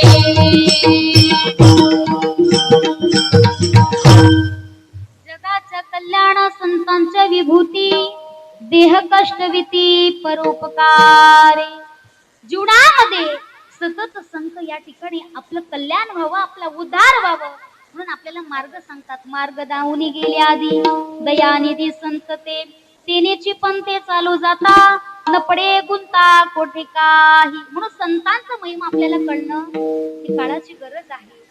ज्ञानोबऱ्यांची कीर्तन ऐकून या ठिकाणी एका अगदी गरीब होता बिचारा. ज्ञानोबऱ्यांची कीर्ती ऐकून ज्ञानोबऱ्यांची ख्याती ऐकून तो आळंदीला जाण्याकरिता निघाला. प्रवास केला आणि आळंदीमध्ये पोहोचला. आता रात्रीच्या वेळेला जवळजवळ 12 ते रात्रीच्या 1 वाजताच्या वेळेला हा आळंदीमध्ये पोहोचला.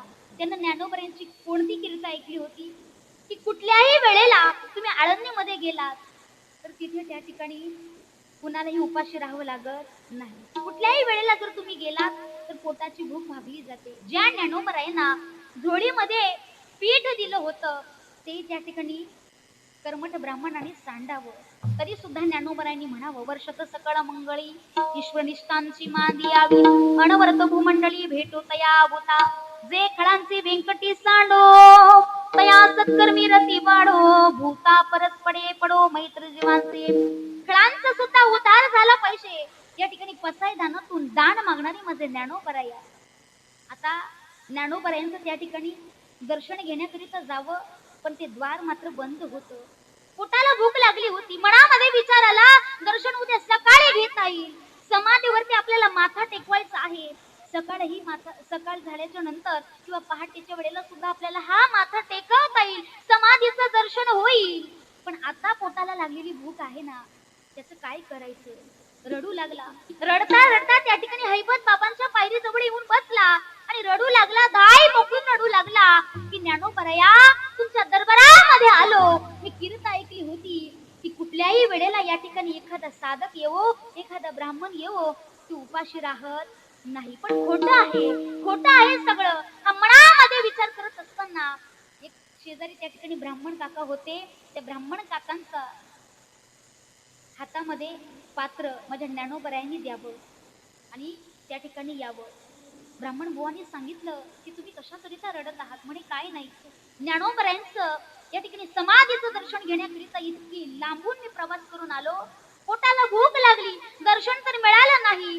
त्या ठिकाणी द्वार बंद झालेलं आहे पण पोटाला लागलेली भूक आहे त्याचं काय करणार. म्हणे हे घ्या पत्रावळीत मी तुम्हाला या ठिकाणी अन्न आणलेलं आहे. या ठिकाणी ह्यांना प्राशन करायचा आस्वाद घ्या. त्या पात्रातलं सगळं अन्न खाऊन घ्यावं. अन्न खाऊन घेतल्याच्या नंतर त्या ब्राह्मण काकाच्या पाया पडावं. साक्षात त्या ठिकाणी ज्ञानोबरायांचं समाधीचं दर्शन त्या ब्राह्मण बुवाला व्हावं त्या गृहस्थाला व्हावं. आणि डोळ्यामध्ये अश्रू गाळू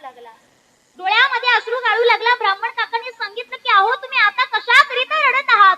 मगाशी रडण्याचं कारण जे होतं, अगोदर रडण्याचं जे कारण होतं कोणतं, पोटाला भूक लागली, पण आता पोटाची भूक भागली गेली, आता रडण्याचं कारण काय आहे? म्हणे काही नाही, तुमच्या रूपामध्ये मला या ठिकाणी ज्ञानोबऱ्यांच्या समाधीचं दर्शन झालं. सांगायचं तात्पर्य की संतांची कीर्त अशी आहे, जगाच्या मालकानं सुद्धा वर्णन करावं. समाधी घेण्याची वेळ आली होती, देव म्हणती रुक्मिणी हा एकच योगी देखील नैनी, जाण संजीवनी त्रिभुवन पावनी. बघा, त्रिभुवनाला पावन करणारी या ठिकाणी समाधी संजीवनी आहे. हे वर्णन ऐकता रुक्मिणी मातेचे डोळे पाणावले गेले. तुकोबऱ्या म्हणतात की भूतांची दया भांडवल संता, आपुली ममता नाही देई. स्वतःच्या देहाविषयी ममत्व संतांना कदापि नसतं. स्वतःच्या देहावरती त्या ठिकाणी ते नाराज असतात, पण दुसऱ्याचं सुख जर पाहिलं तर संतांना सुद्धा सुख होतं, संतांना सुद्धा त्या ठिकाणी आनंद होतं.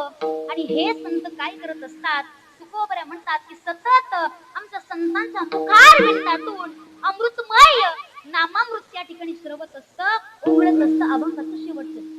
सुख म्हणे सुख पारविया संता, सुख म्हणे सुख पारविया सुखे, सुख म्हणे सुख पारविया सुखे, सुख म्हणे सुख पारविया सुखे, सुख म्हणे सुख पारविया सुखे, सुख म्हणे सुख पारविया सुखे, सुख म्हणे सुख पारविया सुखे, सुख म्हणे सुख पारविया सुखे.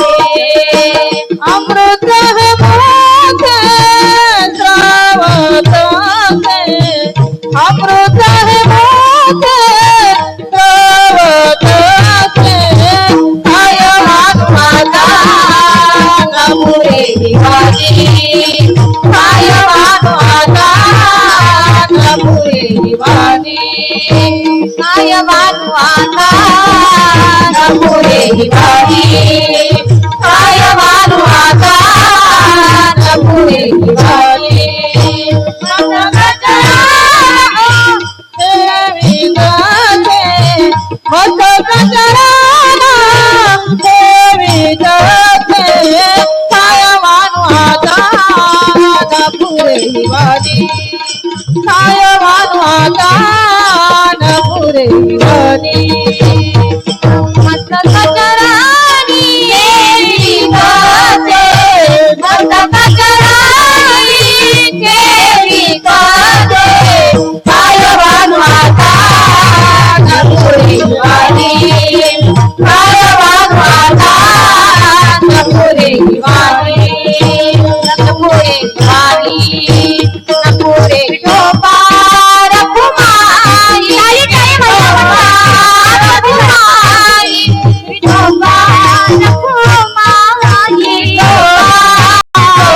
कुमारी, गोपाल कुमारी, गोपाल कुमारी, गोपाल कुमारी, गोपाल कुमारी, गोपाल कुमारी, गोपाल कुमारी, बोला कुंडली गोपाल श्रीनाथ पंढरीनाथ भगवान की जय, महाराज की जय, जगद्गुरु महाराज की जय, आदिशक्ती मुक्ताबाई महाराज की जय, छत्रपती शिवाजी महाराज की जय, धर्मवीर संभाजी महाराज की जय, राजमाता जिजाऊ माते की जय.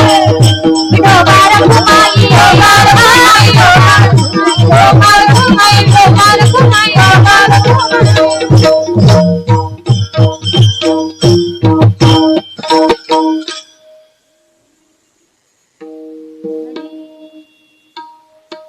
काय वाणू आता नपुरी ही वाणी, मस्तका चरणी ठेवितसे, तुरी व सांडिली आपुली परिसे, नेणो शिवो कैसी लोखंडाची, जगाच्या कल्याणा संतांच्या विभूती, देह कष्टविती पर उपकारे, भूतांची दया भांडवल संता, आपुली ममता नाही देही थोरी वसांडिली आपुली परिसे नेणोसी वो कैसी लोखंडाची तुका म्हणे सुख पराविया सुखे अमृत हे मुखे स्रवतासे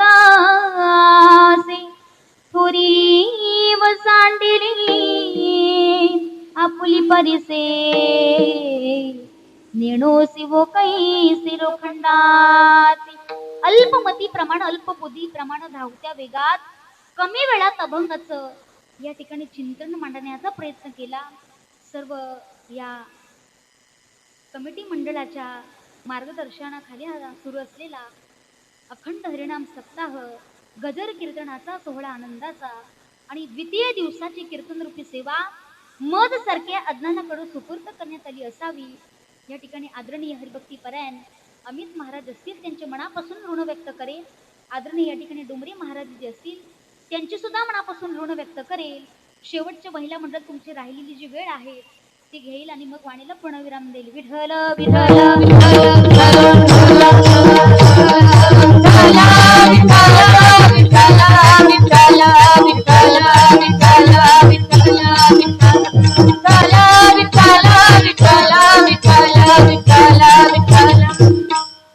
जीवन जगत असताना आज काळाला गरज आहे ती म्हणजे संस्काराची.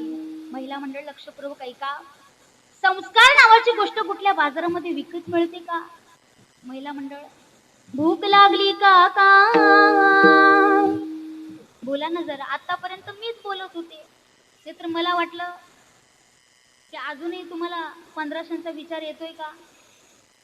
आपल्या या महाराष्ट्रातल्या 3-4 वर्षाच्या लेकीवरती अन्याय अत्याचार बलात्कार होत असेल तर मला वाटतं की 1500चा काही फायदा. तर 6 दिवसाच्या अगोदरची गोष्ट पाहिली ना, अगदी सकाळी सकाळी प्रत्येकाच्या कानावरती सुन्न करणारी बातमी पडली. ती कोणती बातमी होती तर महाराष्ट्राचे या ठिकाणी लाडके उपमुख्यमंत्री अजितदादा पवारांचं जाणं झालेलं आहे. ह्याच्यातून घ्यायचं काय आणि शिकायचं काय की काळ हा असा आहे, मरण हे माणसाचं इतकं सोपं झालेलं आहे, कधी कुठे केव्हा कसा घालेल नाही सांगता येत. ज्या वेळेला अजितदादांनी सुद्धा आपल्या घरातून बाहेर पडावं त्यांना कळून आलं होतं का की तिथे गेल्याच्या नंतर अशी घटना घडणार आहे. बघा, नातेवाईकांना आपल्या परिवारानं सांगावं की तुम्ही जात आहात व्यवस्थित जावा आणि व्यवस्थित यावा.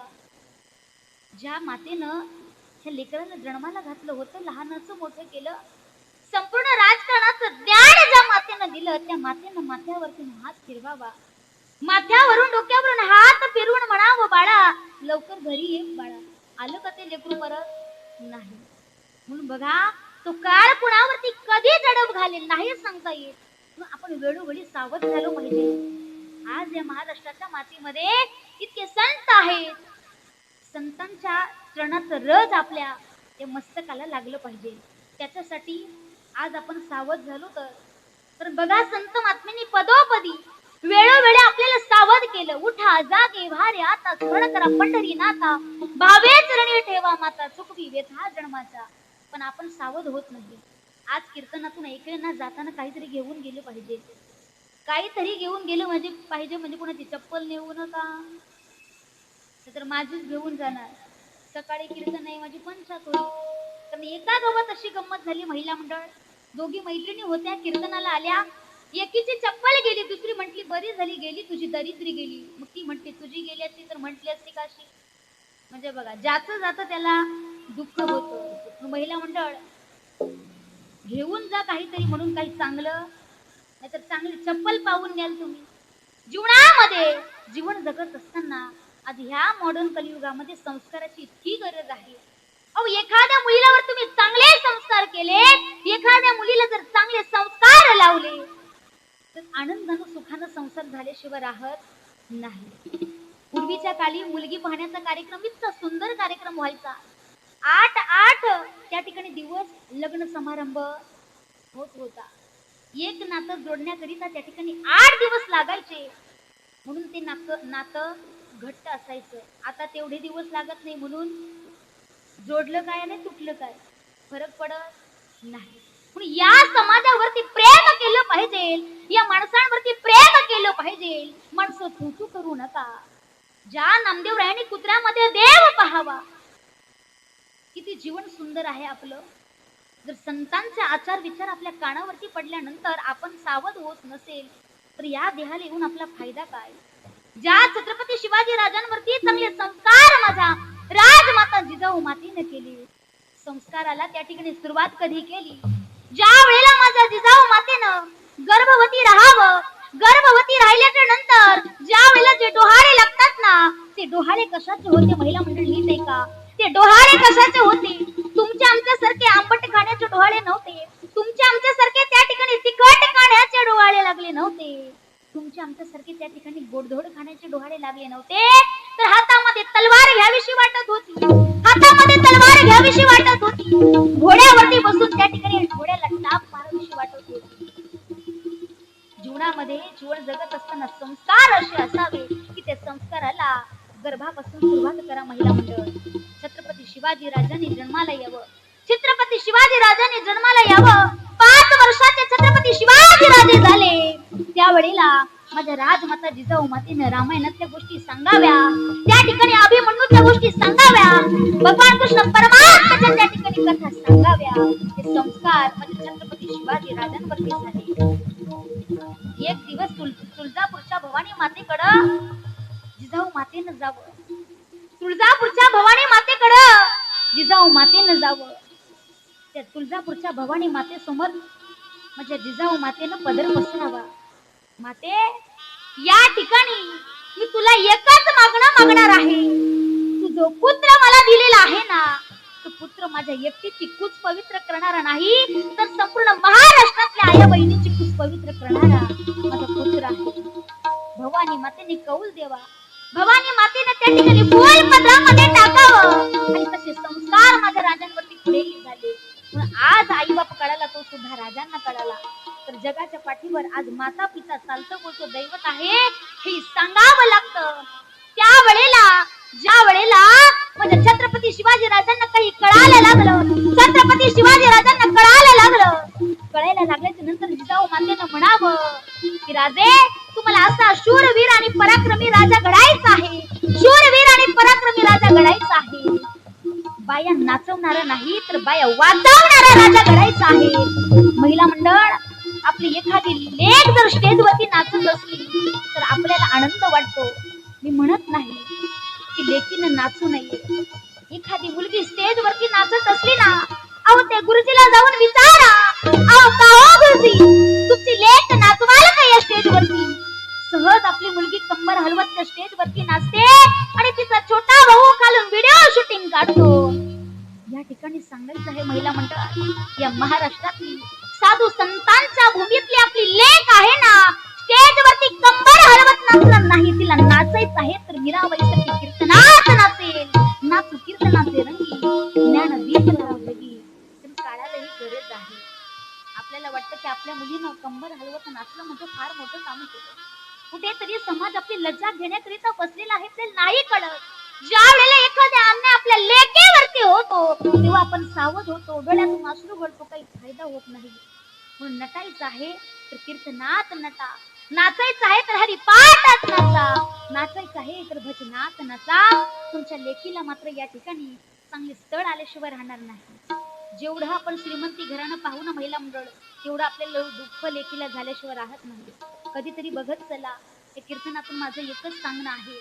5 दिवसा अगोदर या ठिकाणी सोशल मीडियावरती एक बातमी आली होती. ती बातमी अशी होती, एक डॉक्टर मुलगी होती महिला मंडळ.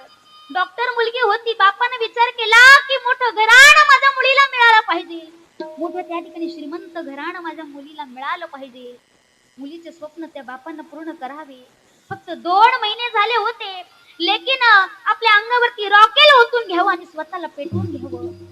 आज मात्र त्या बापाकडं आणि त्या लेकीकडं बापाकडं आणि त्या आईकडं पाहवत नाही. आज तोच बाप या ठिकाणी गोरगरिबांच्या किंवा गोरगरिबांच्या आई बापांना, श्रीमंताच्या सुद्धा बापांना हात जोडून विनंती करून सांगतो, तुम्हाला लेक द्यायची आहे ना, आपल्यासारख्या सामान्य घराण्यामध्ये लेक द्या. तुम्ही श्रीमंताच्या घरामध्ये लेक जर देत असाल तर तेवढं दुःख लेकीला. बाप म्हणतो माझी मुलगी त्या करण्याच्या लायक नव्हती. सुसंस्कृत घराण्यातली माझी लेक होती. माझ्या लेकीवरती मी चांगले संस्कार केले होते. माझ्या लेकीनं अगदी रात्रीचा दिवस करून अभ्यास केला होता. पैन जमा करून त्या ठिकाणी हाडाचे काडी करून रक्ताचं पाणी करून माझ्या मुलीला मी शिकवलं होतं. रात्रीच्या मेणबत्तीवरती माझ्या मुलीनं ताईनं अभ्यास केला होता. माझी मुलगी असं काही करेल वाटलं नव्हतं. जेव्हा कळालं की खरं कारण काय आहे, सगळं उघडकीस ते कारण आलं, तेव्हा तो बाप आज या ठिकाणी पश्चाताप करतोय. मग महिला मंडळ आपल्या अपेक्षा इतक्या वाढत गेल्या, किती मोठ्या अपेक्षा केल्या ना, शेवटपर्यंत समाधान नाही. ठाईचं बैसुनी करायक चित्त आवडी अनंत आळवावा. आवडीनं श्रद्धेनं त्या परमात्म्याची आळवणी केली पाहिजे. छत्रपती शिवाजी राजांवर राजमाता जिजाऊ मातेने संस्कार केले, म्हणून या ठिकाणी शूरवीर पराक्रमी राजा जन्माला आला. तुम्ही आम्ही जर गर्भावरती चांगले संस्कार केले तर ऐसा पुत्र देई गा गुंडा, ज्याचा तिन्ही लोकी झेंडा. कन्या तरी ऐसी देई जशी मीरा मुक्ताबाई. ती सखूबाई सारखी असली पाहिजे, ती मीराबाई सारखी असली पाहिजे. तर आपल्याला वाटतं महिला मंडळ आता तुम्ही काहीच बोलणार नाही, पण घरी गेल्यानंतर विचार केल्याशिवाय राहणार नाही. काळाची गरज आहे. आज हे बघा, मागचीच गोष्ट 3-4 वर्षाच्या लेकीवरती मला सांगा, त्या आईची काही चूक होती का? आईची काहीच चूक नव्हती. आईनं स्वयंपाक घरामध्ये गुंतून राहावं. 3 वर्षाचं लेकरू अंगणामध्ये खेळत होतं, त्याच गावातला त्या ठिकाणी दृष्ट पुरुष यावा. पुरुष कसला? अहो, ज्याला दाढी मिशी सुद्धा आली नव्हती, त्यानं त्या मुलीला घेऊन जावं आणि तिच्यावरती वार करावे, तिला दगडानं ठेचून मारावे. हा सगळ्यांनी मात्र त्या ठिकाणी प्रकार ऐकला. सगळ्यांनी ही बातमी कानावरती ऐकली. पण किती दिवस? एक दिवस त्याची सुटका होणारच आहे. पण आपल्या लेकीचं काय, त्या आईचं काय? आज जिवंतपणी त्या आईला मेल्यासारखं आहे जीवन. का तर जे चिमुकलं, जे लहानसं पिल्लू जे गर्भातून बाहेर आलं, ज्या हाताने तिचे लळे पुरवले, नुकतंच कुठेतरी तिला आई म्हणता येऊ लागलं होतं. आणि त्या लेकीची अशी अवस्था व्हावी, त्या बाळाची अशी अवस्था व्हावी, जगातल्या कुठल्या आईला सहन होईल? म्हणून महिला मंडळ या ठिकाणी आपण फार सावध व्हायचं आहे. छत्रपती शिवाजी राजांबद्दल एक पोवाडा गाईल आणि वाणीला पूर्ण विराम देईल. कुणाला नाचायचं असेल ना महिला मंडळ, कुणाला या ठिकाणी भजनाचा आनंद घ्यायचा असेल तर अगदी आनंदानं उत्साहानं अंतःकरणापासून या ठिकाणी हा आनंद घेतला पाहिजे. तुम्ही जर या ठिकाणी हे मंडप सोडून बाहेर गेलात ना, तिथे जर तुम्ही उभे राहून टाळी वाजवू लागल्या तर लोक तुमच्या हातावरती पैसे ठेवतील. म्हणून इथे टाळी वाजवायला लाजू नये महिला मंडळ, इथे टाळी वाजवायला लाजू नये, इथे नाचायला लाजू नये. हरी शिवनेरीवर शिव भजन मला, राजांचा अधिपती, साऱ्या राजांचा अधिपती.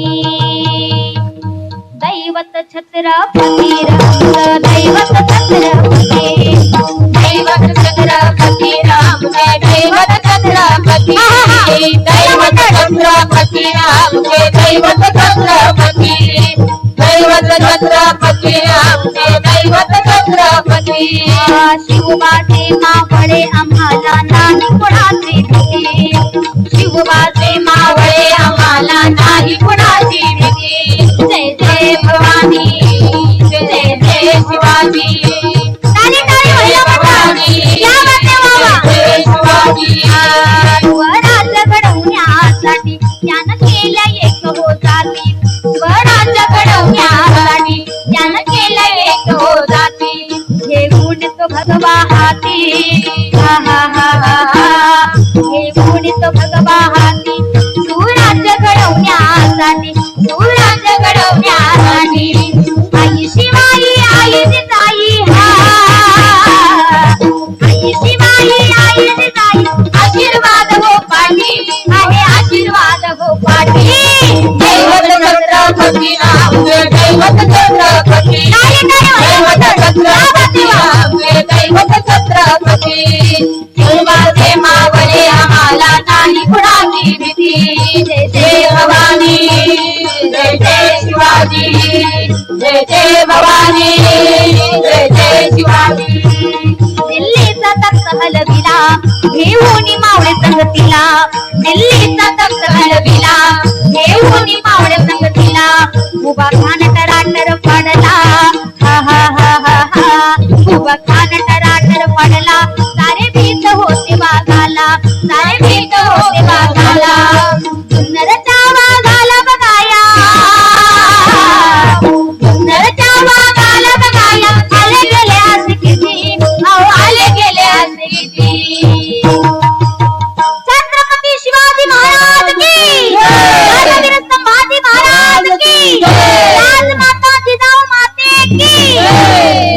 छत्रपती रामचे दैवत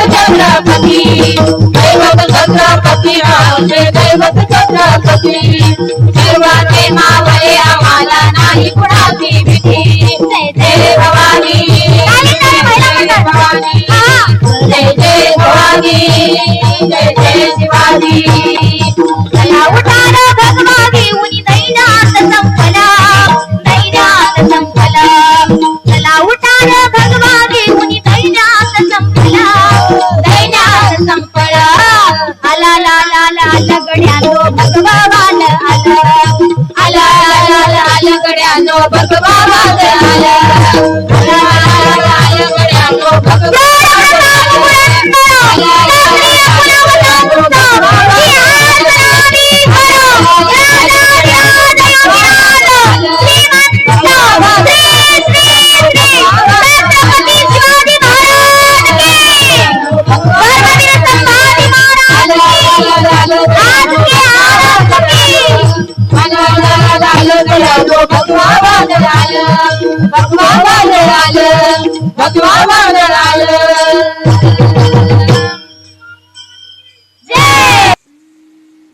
रडू नको बाळा अरे मी पाण्याला जाते बाळा अरे मी पाण्याला जाते पाण्याला जाते पाणी घेऊन येते पाण्याला जाते पाणी घेऊन येते पाण्याला जाते पाणी घेऊन येते पाण्याला जाते पाणी घेऊन येते पाण्याला जाते पाणी घेऊन येते रडू नको बाळा अरे मी पाण्याला जाते रडू नको बाळा अरे मी पाण्याला जाते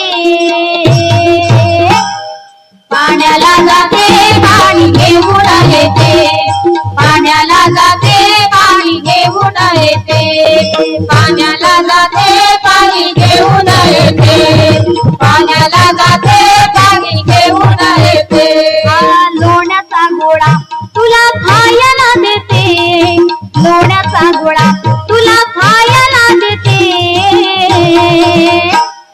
खायला देते पाणी घेऊन येते खायला देते पाणी घेऊन येते खायला देते पाणी घेऊन येते खायला देते पाणी घेऊन येते चांदीचा भवरा तुला खेळाया देते चांदीचा भवरा तुला खेळाया देते खेळाया देते पाणी घेऊन येते खेळाया देते पाणी घेऊन येते रडू नको बाळा अरे मी पाण्याला जाते रडू नको बाळा अरे मी पाण्याला जाते